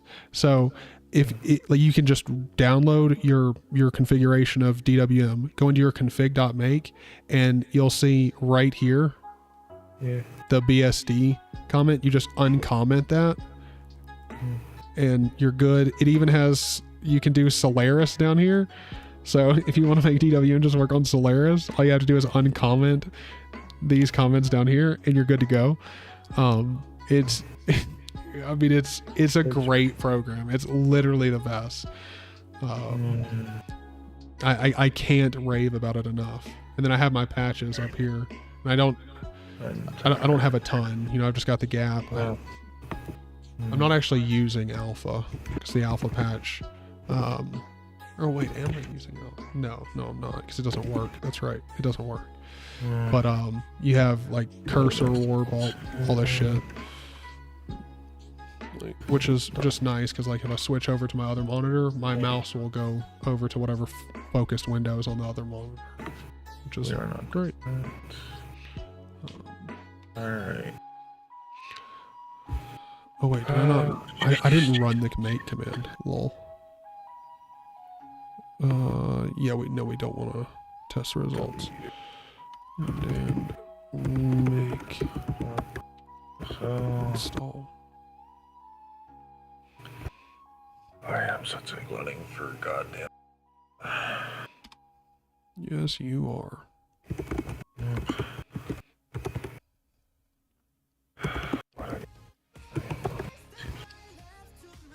Yeah, I'm telling you, man. Like, take it from me and Matt. Like, Matt genuinely, like, we've had like off-camera conversations where he's like, dude, I'm at this point now where I'm just like, fuck it. He's like, I just can't even be bothered. He's like, I've spent weeks trying to get my config in Haskell to work the way it should. Like, Haskell is one of those languages where it's syntax. Yeah. It looks neat. It looks neat. That's how I put it. Like, it's not as in neat and orderly, but, you know, it looks neat, like interesting. But the syntax is not not intuitive, to say the least. Then there's the fact that, like, Xmonad you're very likely to have weird issues that you don't know exactly how to fix, and the Xmonad like user base is so small and niche that you're really gonna have problems. I mean, the only YouTuber you might see who daily drives that shit is DT.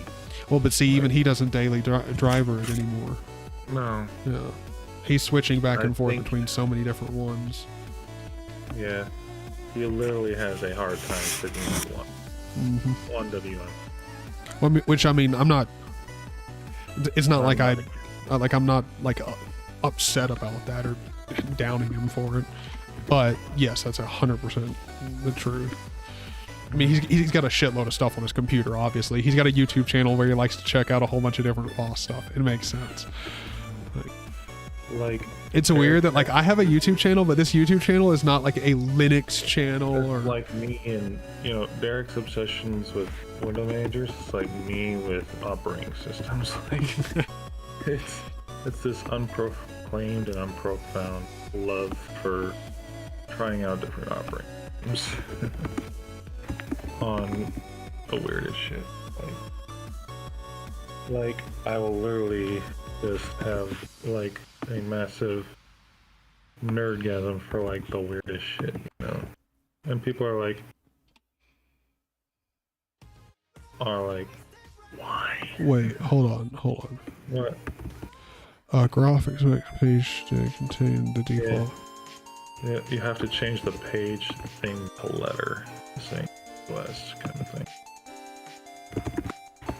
All you have to do is change where it says page equals whatever sized letter. That's it. So just remove the paper size. Paper size part and change it to letter. Yeah, like that. Oh shit! What did I do? Oh, don't worry about it. You have to change it. So just change that to letter. Yes, because it Wait, do I need to remove the thingies on the side? floats around it. Yes. Yeah. So the Okay. Cool. alligator marks. If you don't, you're going to be on me. After you run the command. Cool. Sick. Yeah. Okay, this package does not support parallel build. Compile the package. Yeah, you're gonna have to Fucking compile it. yeet. Just one core. Let's go. Yeah. That is true, dude. It's true. It would be funny if it was like it only used one core and it was the fastest to compile. That'd be funny. Yeah. Well, it's really not that terrible. I've done it sometimes.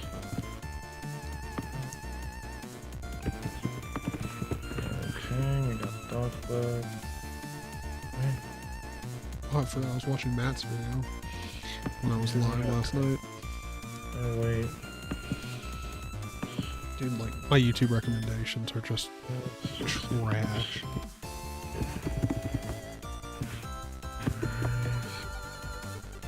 And now,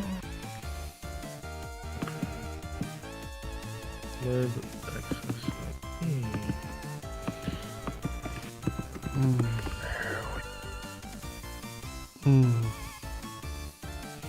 And my big search. Do I want to get upset? Brody's put out a video. Apparently, Mozilla and Meta have teamed up to develop privacy-friendly advertising. Yeah. And he was also the same person who said I think it was true about this. He actually said that the Arch-based packages are out of date. Yep. That's no surprising to me, Tyler. I mean, it's not surprising because well, Arch doesn't really have a lot of guys that maintain the actual tool chain. No. Okay, so I've installed Grub. I'm about to install Grub. Okay, now you're gonna need the LFS book. All right, so let's remove Grub.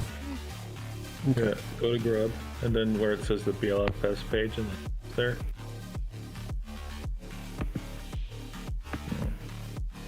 Yeah, I would recommend reading that little snippet there. Okay, the Grub package provides Grand Unified Bootloader.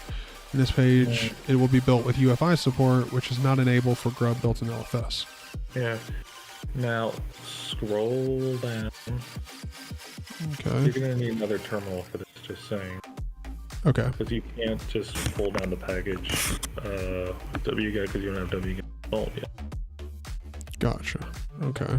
So you've already got the Grub package itself. You just have the dependencies for UEFI. So do I just need to grab the Grub package from here and download it?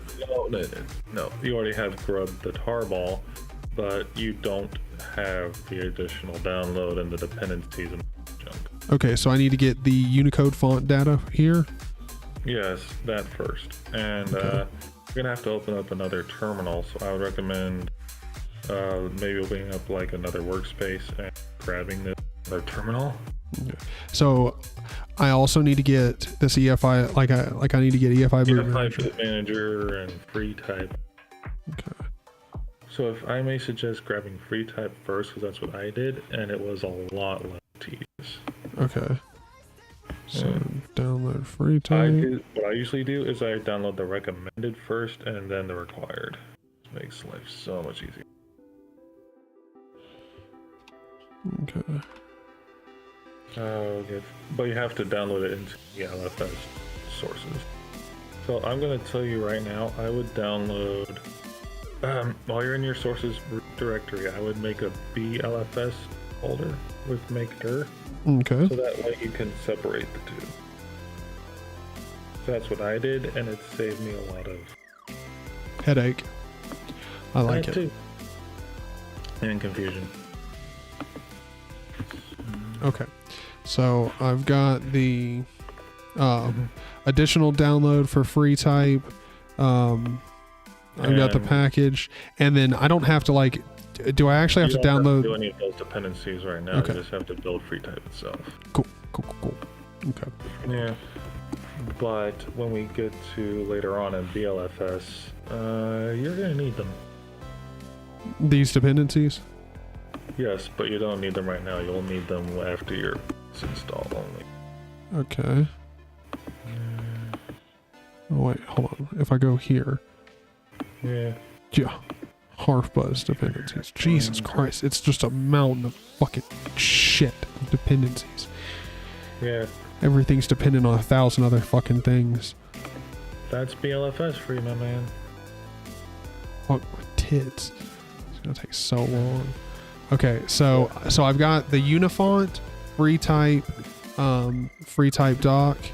Yeah. So I don't need to download anything else. Not right now. No EFI boot manager, none of that.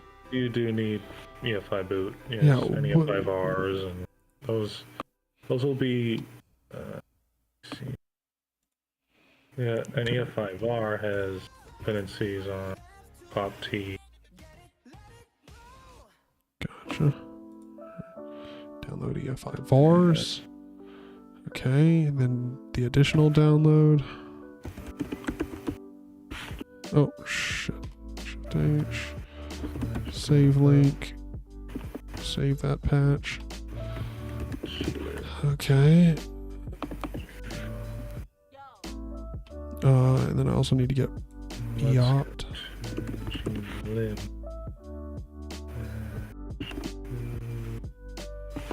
Let's 70.4. Here we go. Insecure download. Oh, Go. Get that. Alright. No. Okay, so I've got EFI boot manager and its dependencies. alright. Now build POP-T first. Just my question. Okay. So first things first, let me go ahead and open up a new terminal. Let's Alright. CD into downloads and let's LS. Alright. And so we're gonna move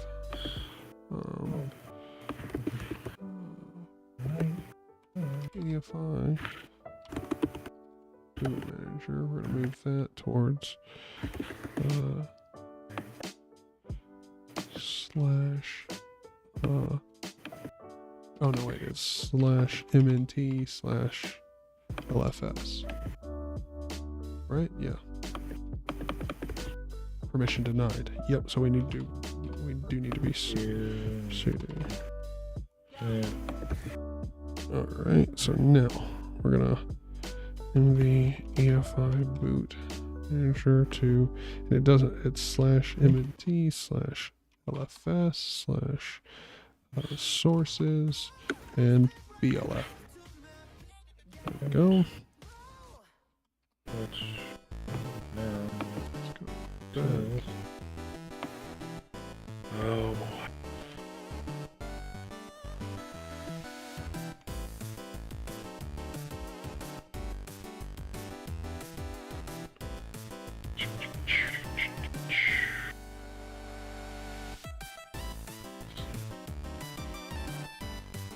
Okay.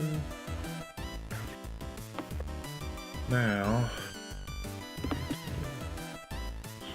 Time. Free time. 2.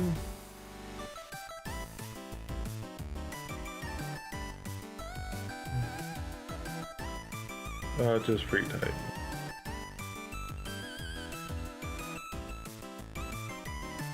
I'll also do the documentation. I don't care. Not too bad. Unifont. Documentation is very small. And then P-opt.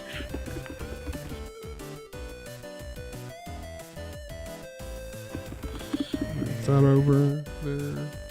Anything else? Alright. Now, Tyler, if I may make a double recommended suggestion for you. Yes, sir. When we get your basic working full-on system without a GUI, just a terminal, after this slew of packages, I would recommend in getting out your phone or whatever you got and loading up a video showing LFS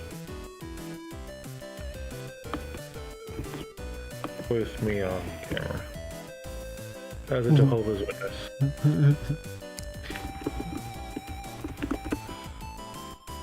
I think we can do. Helped you for 30 plus hours to build LFS. I think I can do that. Good idea. Okay, so now that I've got all that, let's CD into BLFS. Alright. And before we build Grub and everything, you said first things first, let's build free type. Yes. Okay, so let's go. Okay, so let's go tar, XVF,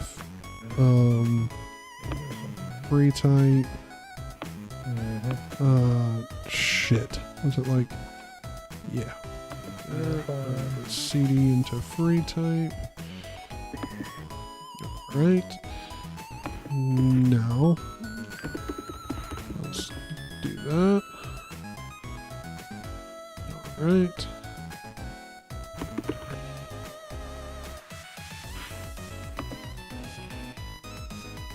Alright.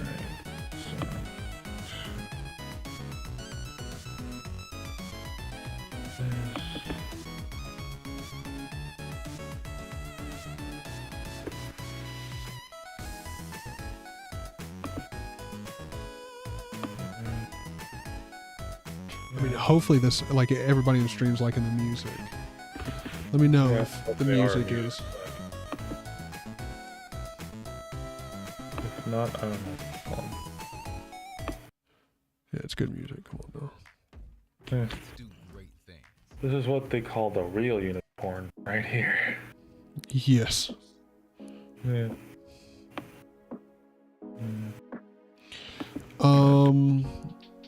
That's a good question. With a base install, probably not too far. Probably like another hour or so. With the base install, not too far. With GUI, Yeah. long far. going. Okay, so let's see. I mean, once we get him Ethernet, we'll be kind of close, Matt, but we still have a ways to go. Just saying.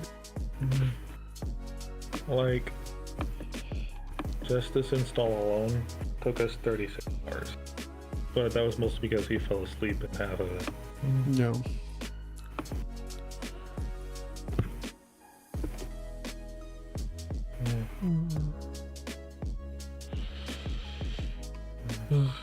Alright, so I've got free type installed. Let's CD Now up out of they here. want to pop T, then the EFI stuff, and then Grub. But remember, you're gonna have to install this prober on Gen 2 after we're done. Okay. Because you're not going to use the Grub loader from within your LFS.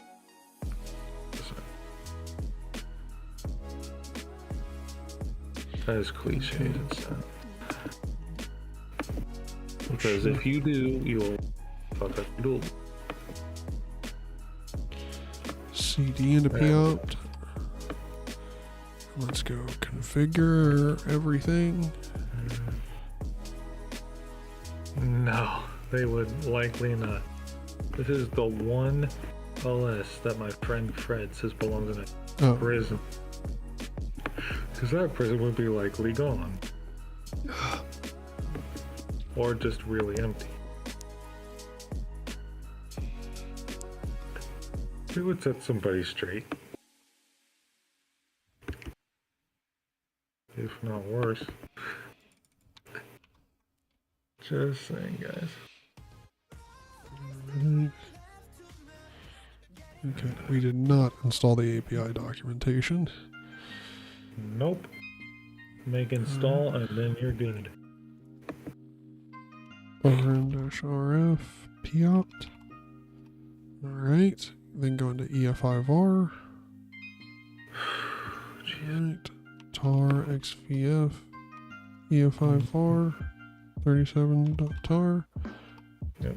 cd into EF5R 37, and now let's apply the patch. Cool.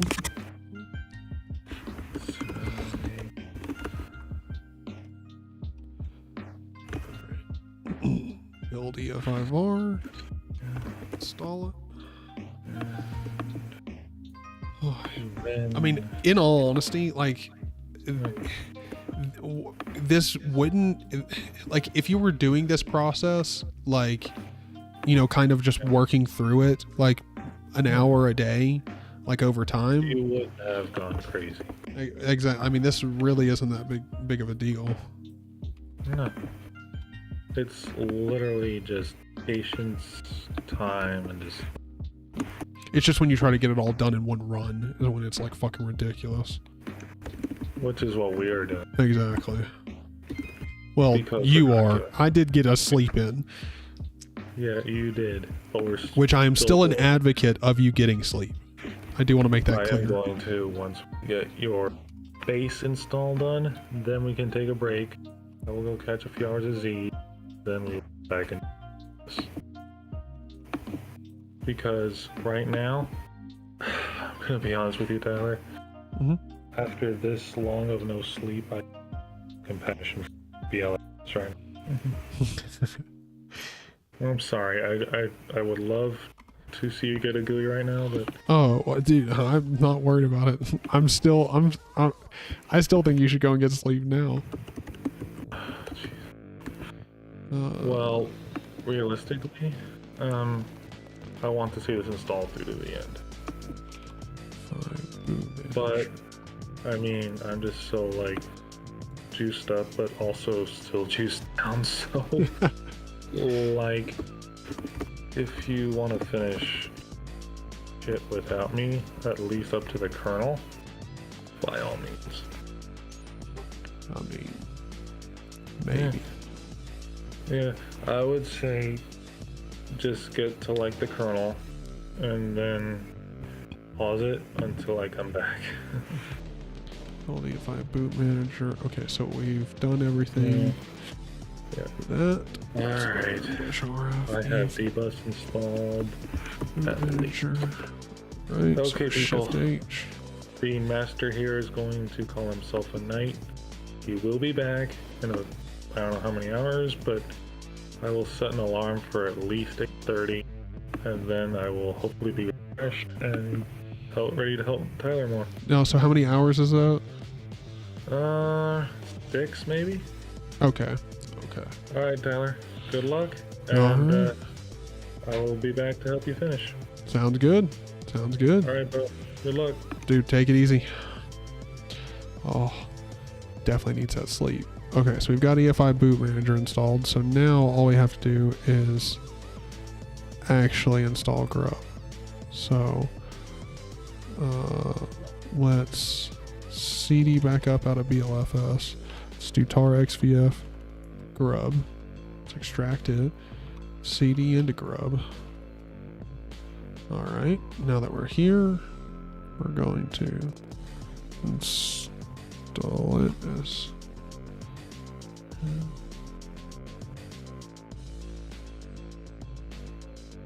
oh shit.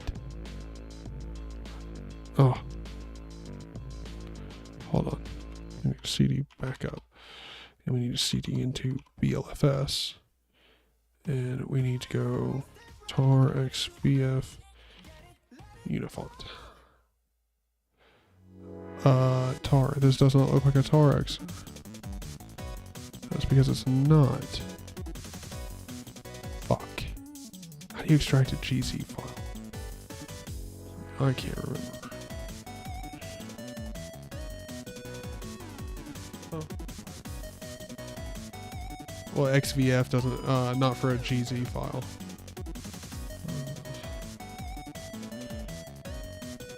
Right. .gz. Or PC. Extract.pcf.gz. Oh, wait. Hold on. I think the unifont has to go. Okay, so let's move unifont to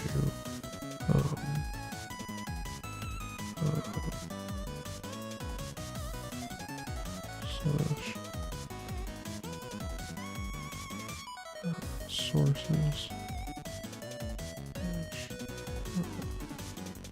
Shit. What is it? Slash sources slash grub. Put it in there. Then we CD back up. So we go back over here for EFI. So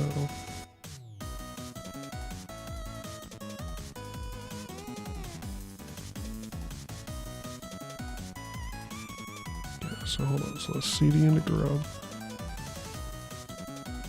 And let's env unifont. Let's move that in the slash, just the sources folder. Cool.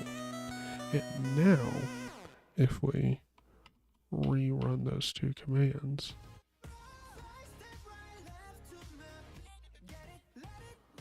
right.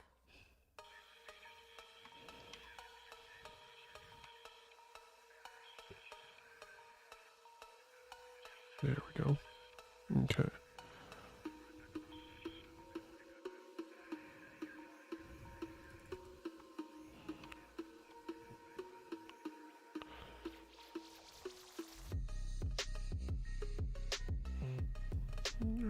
So let's make it. Oof.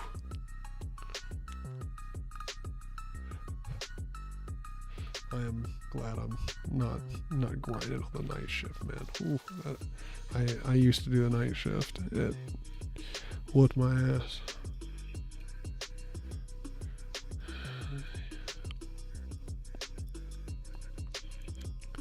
We're gonna see how far we get into this before we have problems, which is probably not going to be far.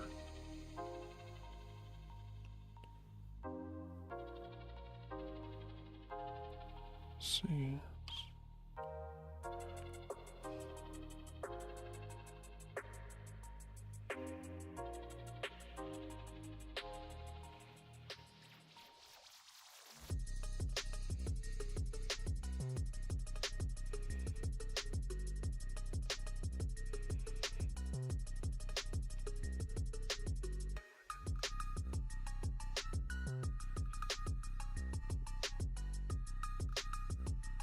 Yes, it is night. Yes, but it is bright. I've got the light behind me. I've got a ring light on. Actually, that's the only two lights on in the house.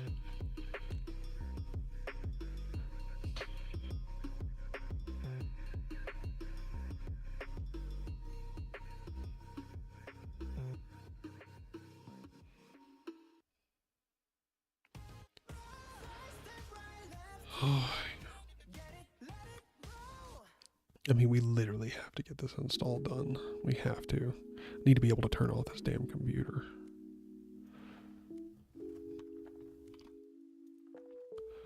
Alright, so let's make install everything.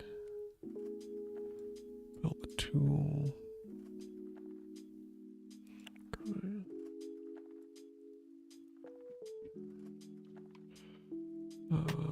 Oh, wait, hold on. Okay, so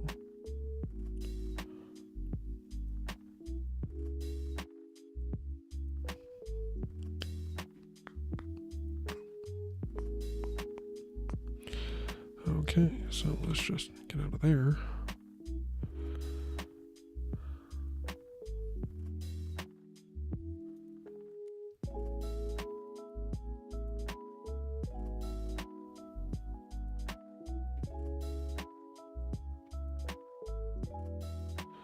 Alright, so we've got Grub installed. Okay, now let's CD back up. It's rm-rf grub. Alright, now let's tar xvf gzip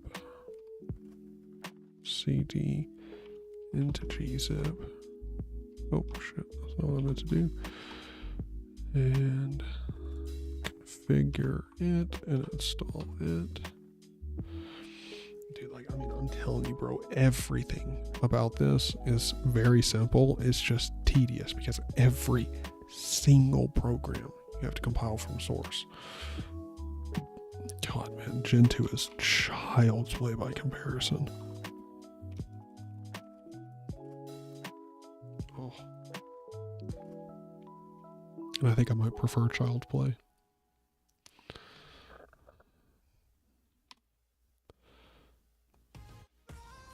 But it will be absolutely sick to have a working LFS install. Oh, we gotta remove gzip. That's what we're moving. Okay, so now let's tar xvf IP route, CD into IP route, and now since it will not be built since dependent on WorklyDB, which is not installed in LFS. However, a directory for RPD and a man page will be installed. Prevent this by running the commands below. Okay. Don't think we need that, so let's do that. Then I don't know why I'm copying make.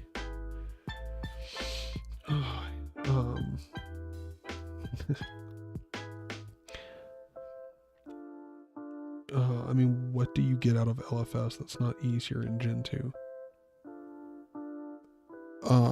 The only thing that I would say that you get is extremely familiar with compiling, and as long as you're actually like, you're not just mindlessly copying and pasting, you're actually reading and then paying attention to what commands do, you do, like, I mean, you do learn a little bit about like each individual package, but pretty much the only thing you get out of LFS compared to Gen 2 is just the invisible self pat on the back of I did all this work. And I mean, if you think Gen 2 makes you a system maintainer, drought LFS. RF P route. This Friday, I was gonna let you have a little bit of fun on this trip. Sniff some buttholes and all that, but no. prepare for a comedy You're sick. about a couple of rescues. You give hugs now? You've never had a Lulu hug? We don't exactly hug. I got rid of IP route because we're done there. Now let's install KBD. Oh shit. KBD.tar. CD and KBD. So let's patch it. Alright, after patching, the backspace key generates the character with code 127, and the delete key generates a well-known escape sequence. Remove the redundant resize icon program. It requires a defunct svga lib to provide the video mode files. For normal use, set font sizes the console appropriately together with its man page. Okay. And then we're just gonna configure it and then make it install. For some languages,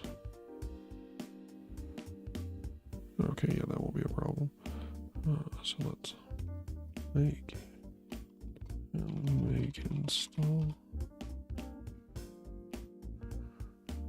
And we'll also install the documentation.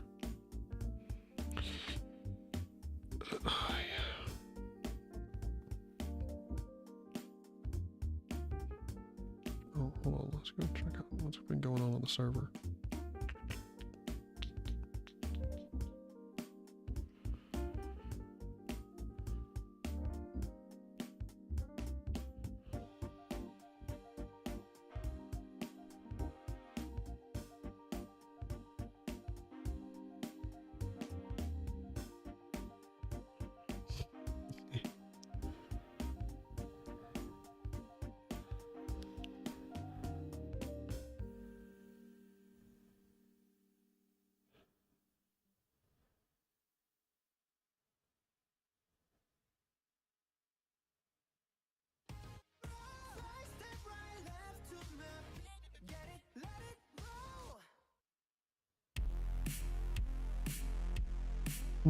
Did you guys fail?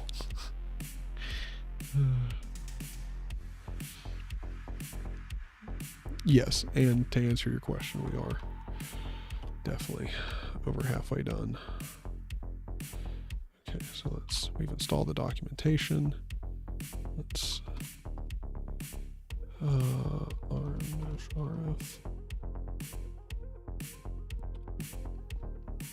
and then we're going to tar xvf lib pipeline, and then cd into lib pipeline.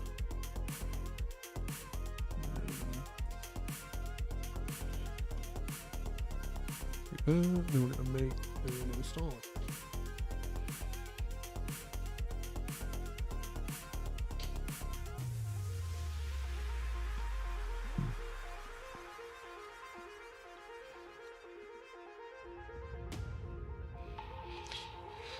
All right, running a lot of commands.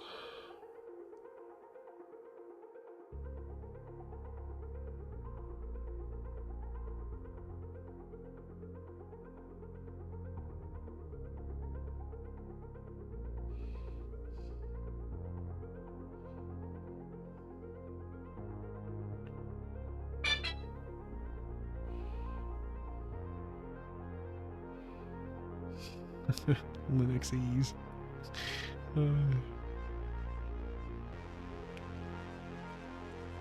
Everybody's confusing poor Magic. He's not familiar with Linux. And y'all are fucking his world up by talking about Bedrock Linux. Come on now. And it doesn't allow you to use multiple distros at one time. It allows you to use bits and pieces from different distros at one time. But definitely just a technicality there. Dude, I like this music, man. Alright, let's get make installed.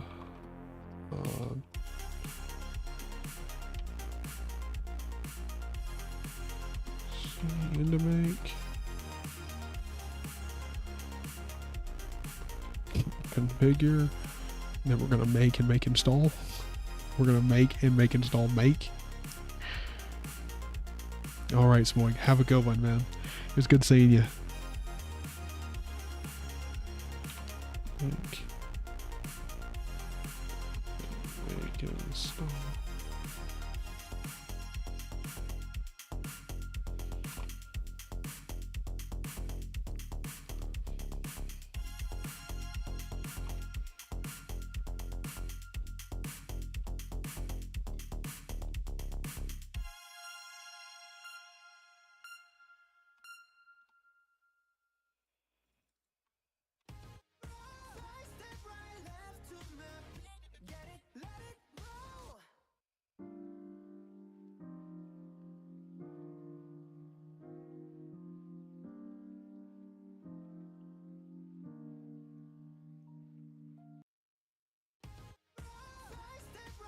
Dude, Google, piss right on off.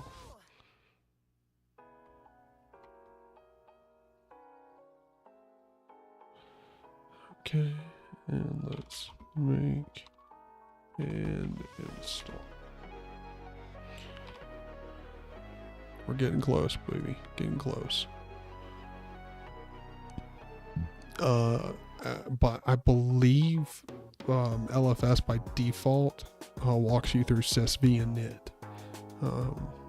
So as far as I know, that's what I'll be using. Definitely haven't gotten that far yet, but prepare tar for installation.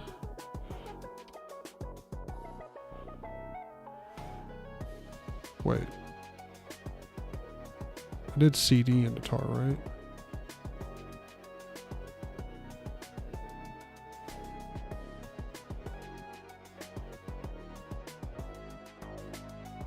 No, I didn't. Let's CD back up out of here. I didn't think I did. Our remove patch. Okay, now tar xvf tar, because that makes sense. We're gonna CD into tar. Gotta rebuild everything for the system.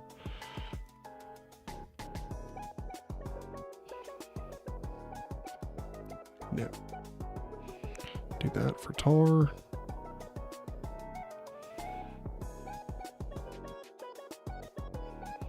Come on, baby, you can do it. Run all them checks. Now here on Gentoo, currently I'm using an OpenRC, and works fine. I mean, legitimately, it doesn't matter what init system you use, they all work fine. Like, and then if they don't work on your system, that's fine. Just use one of the handful of the others that work fine. Like, I don't understand people that complain about init systems or like will argue over them. It's just genuinely the fucking stupidest argument to have. Like, just, it doesn't matter. Like, it's literally the most irrelevant thing in the world. Like, if just one doesn't work for your use case, that's fine. Just don't use it and use another one. They're all the same. Like, it doesn't matter. I mean, even systemd, like systemd, like if you're talking about just the init system and systemd, it's the same. Like, they're all comparable. Like, maybe one's faster in a few nanoseconds than the other. Like, who fucking cares?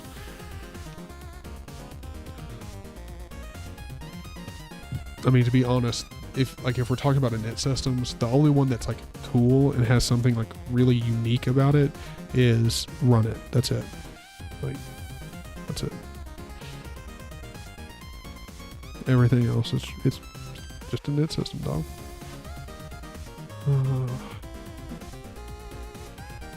Let's see. Let's tar xvf text info. CD into text info. And let's configure it. Alright, and then fix an issue with building the package with glibc or later. Got you, okay. Can do. Yeah, exactly. I mean, I will never understand the people that argue and want to fight over init systems. That's the dumbest argument. It's a waste of your oxygen. Because, like, at the end of the day, no one cares.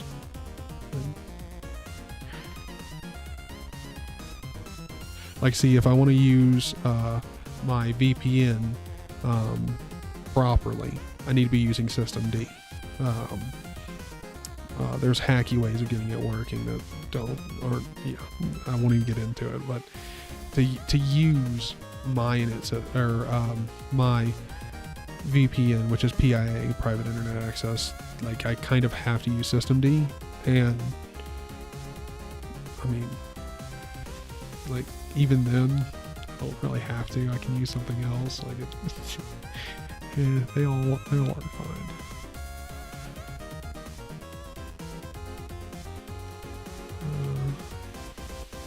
We can install the components belonging to it. Okay. The meaning of the make parameter. Unfortunately, due to occasional problems in the make packaging.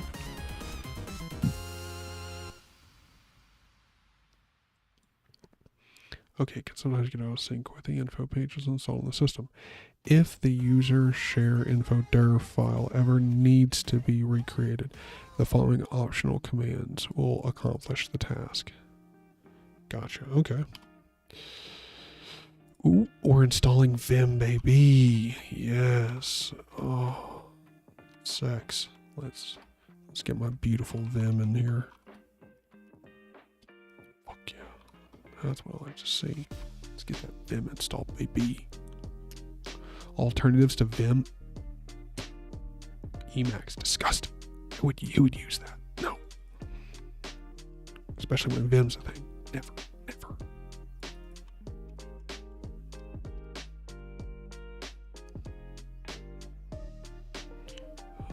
Let's see. We're not going to do that, so we're just going to make it install it.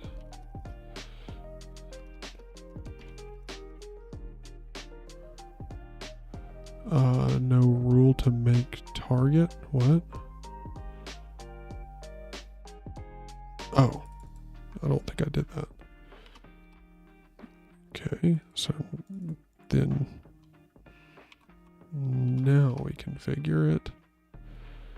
And now we do a make and a make install. There we go. Perfect.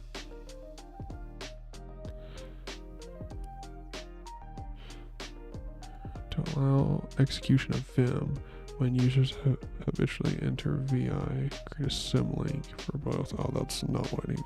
I don't need to do that.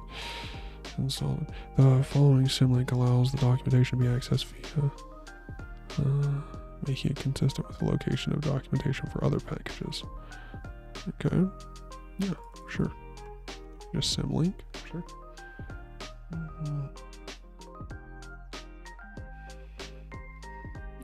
Oh wait, hold on. It may be necessary to recompile Vim after installing X. Vim comes with a GUI version of the editor that requires X. And some additional libraries to be installed. I don't think so, brother. I don't think I need a GUI version of Vim. I don't think so. I mean, we'll find out. I might have to. I have no idea. By default, Vim runs in VI incompatible mode. This may be new to you. Oh no, we don't need to set up a VimRC. Don't worry, I'm gonna download my own. It's cool. It's chill. It's chill.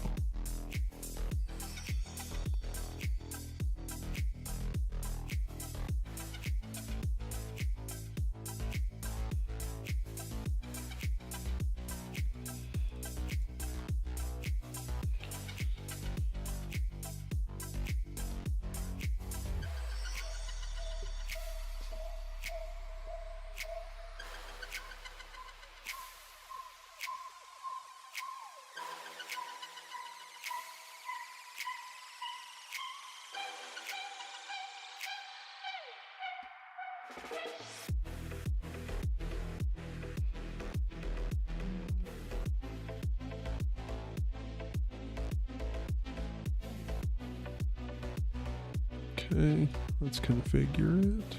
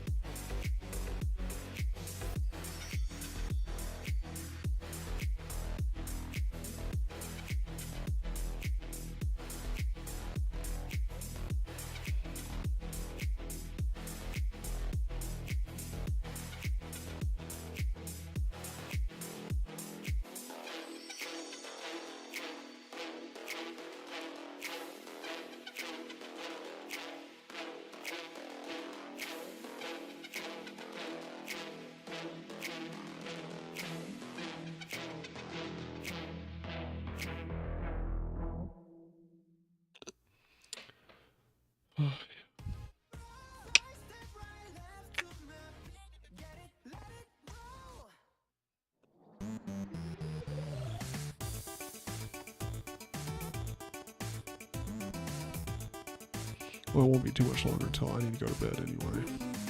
Even though I slept like already 7 hours, I'm gonna go to bed again. That way I can wake up about the time Ben gets up. So, can actually. I'm not sure.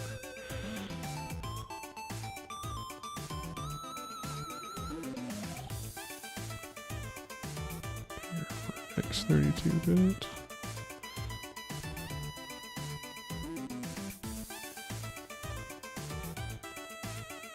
Make.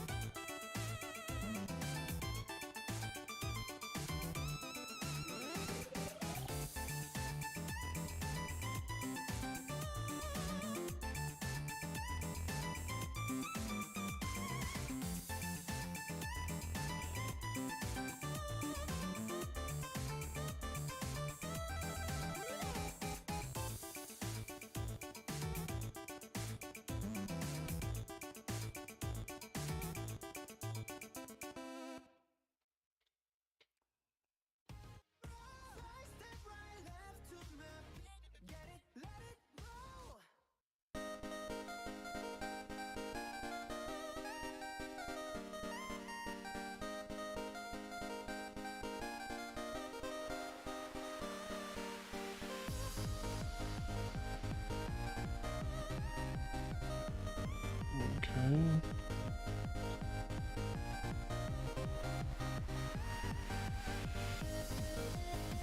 So we configured it. Now let's.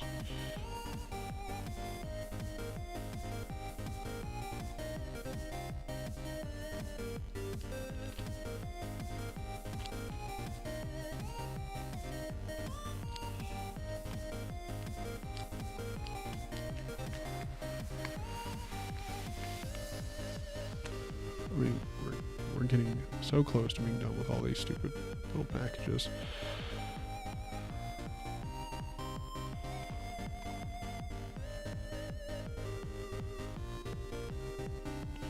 So now we'll start.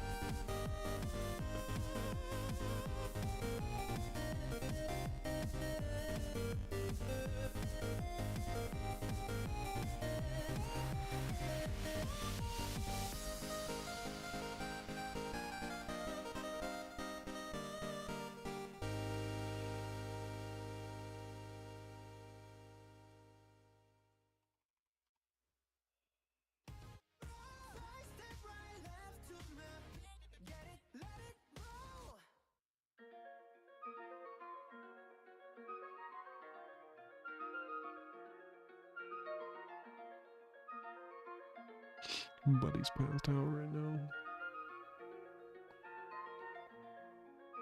What a sweet dog.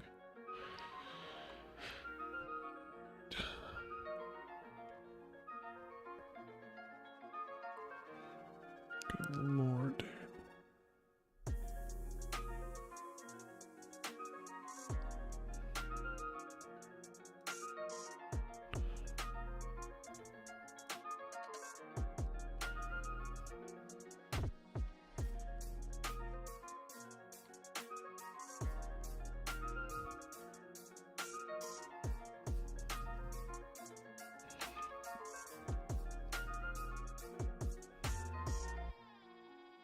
Okay.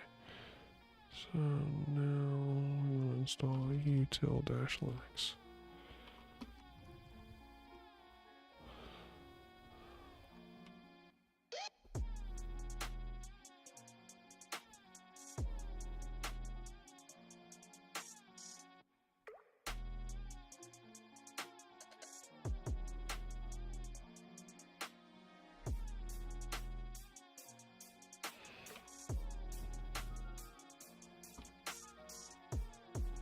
Perfect.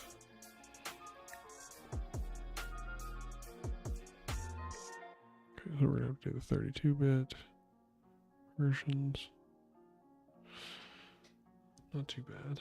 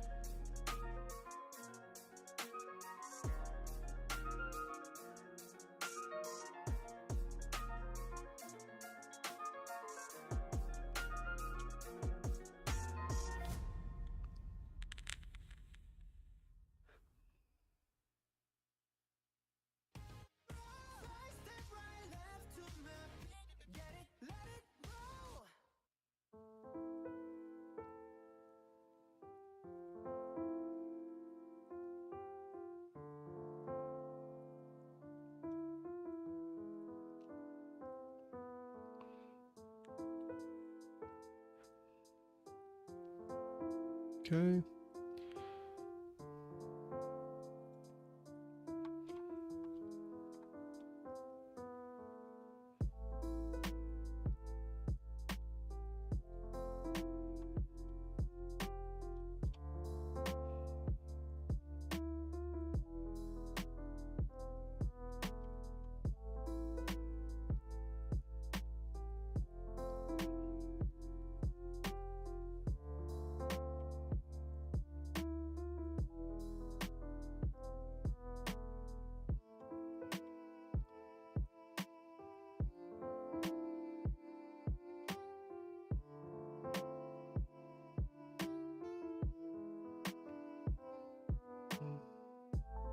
Yes, yes, they really are.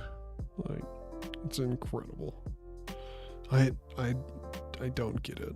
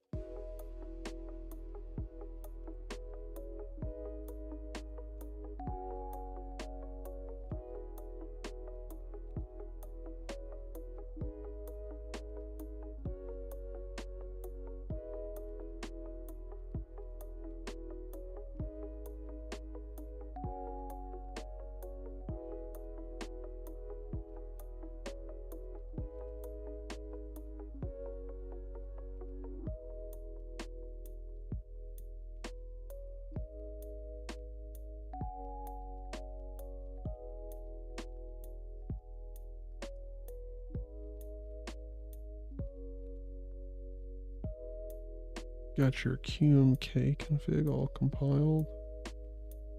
So we got the HHKB backup. I have no idea what QMK stands for, and I have no idea what HHKB stands for.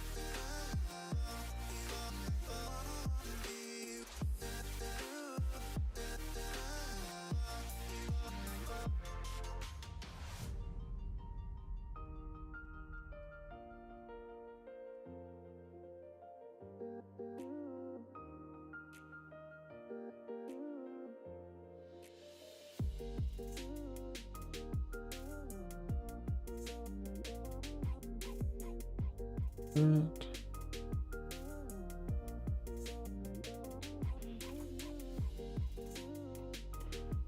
Figure that.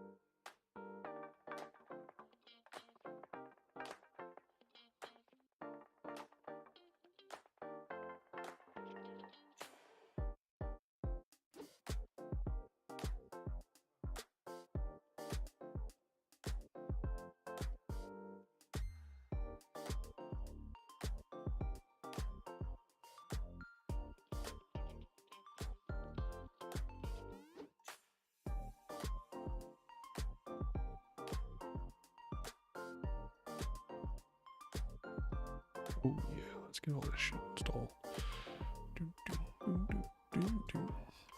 Making good headway. Error loading.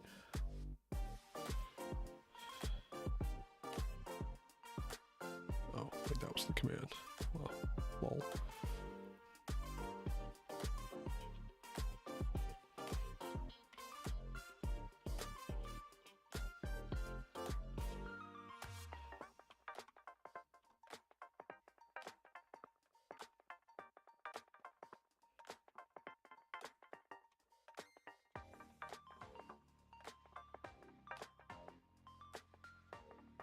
Alright, yep, so we're installing sysvinit.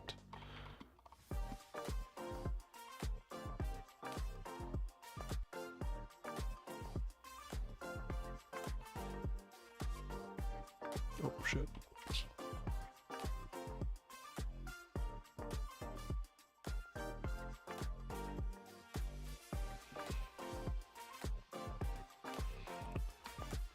So we have a higher patch, and then we just make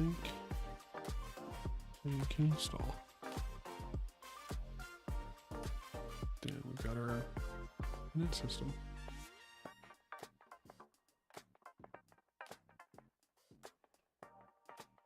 Okay.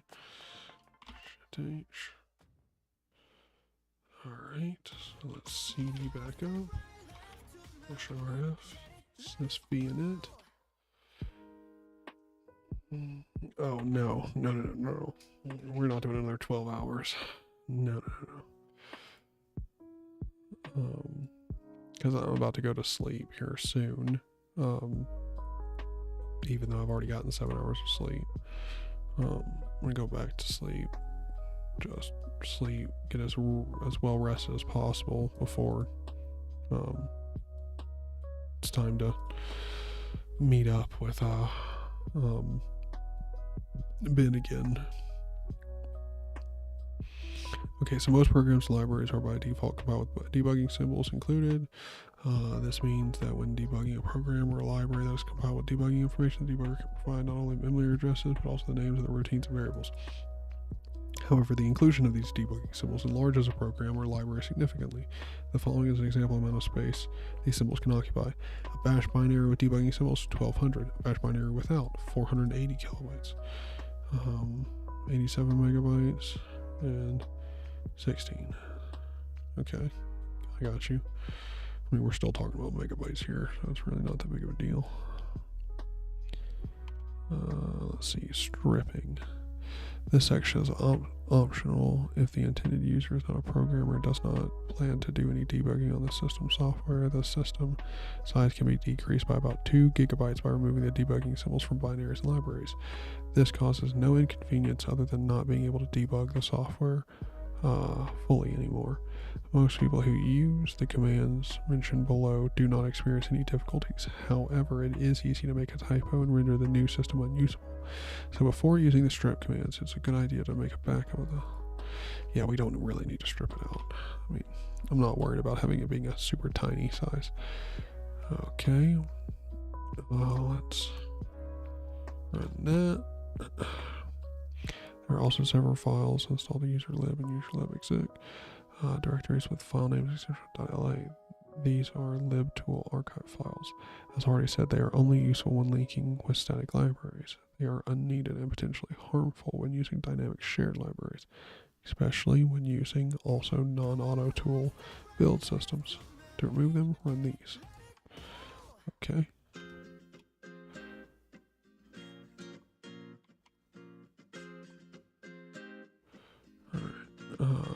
The compiler built-in is still partially installed and not needed anymore. Remove it with this. Okay. Finally, remove the temporary user tester user code created at the beginning of the previous chapter. Okay, cool. Oh, that's right. We never made them. Okay, so system configuration.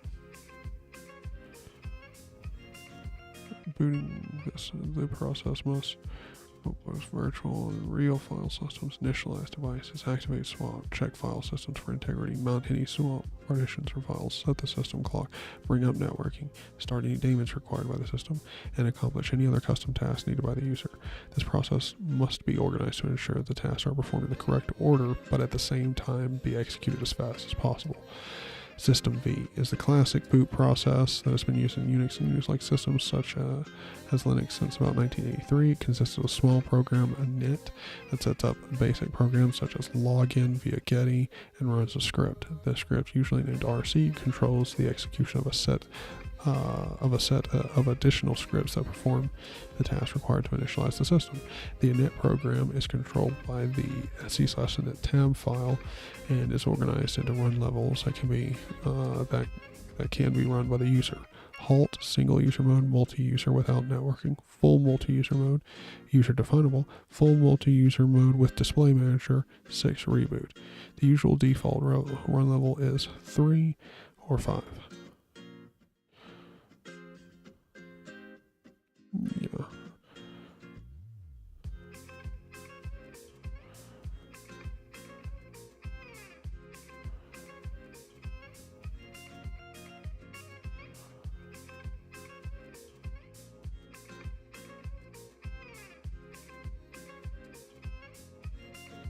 So established, well understood system, easy to customize, disadvantage.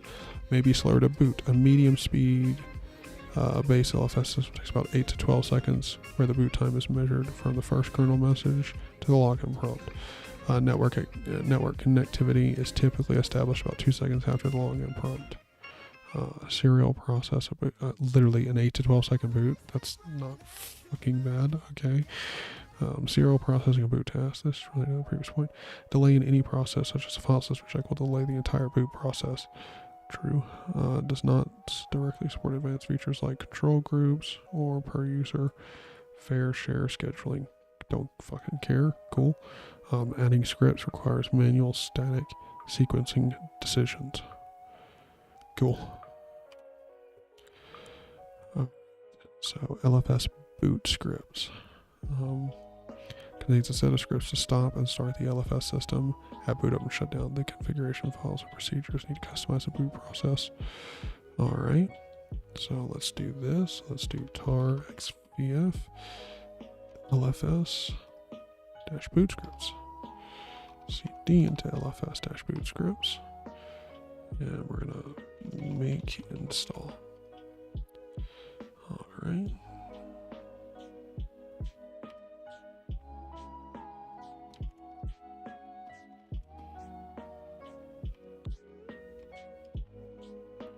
Okay, perfect. Let's see, overview of device and module handling. Oh, see, again, this is a book, and I am learning a shitload. That's the whole point of this. In Chapter 8, we installed the UDEV package when EUDEV was built. Before we go into details regarding how this works, a brief history of the previous methods of handling devices in order. Linux systems in general traditionally use a static device creation method, whereby a great many device nodes were created under /dev, sometimes literally thousands of nodes, regardless of whether the corresponding hardware devices actually existed. This was typically done via make dev script, which contained a number of calls to the make nod program with the relevant major and minor device numbers for every possible device that might exist in the world. Jesus fucking Christ. Using the UDEV method, only those devices which are detected by the kernel get device nodes created for them. Because these device nodes will be created each time the system boots, they will be stored in a dev temp fs file system, a virtual file system that resides entirely in system memory. Device nodes do not require much space, so the memory that is used is negligible. History. In February 2000, a new file system called DevFS was merged into the 2.3.46 kernel and was made available during the 2.4 series of stable kernels. Although it was present in the kernel source itself, this method of creating devices dynamically never received overwhelming support from the core kernel developers. The main problem with the approach adopted by DevFS was the way it handled device detection, creation, and naming. The latter issue, that of device naming, was perhaps the most critical. It is generally accepted that if device names are allowed to be configurable, then the device naming policy should be up to a system administrator, not imposed on them by any particular developers.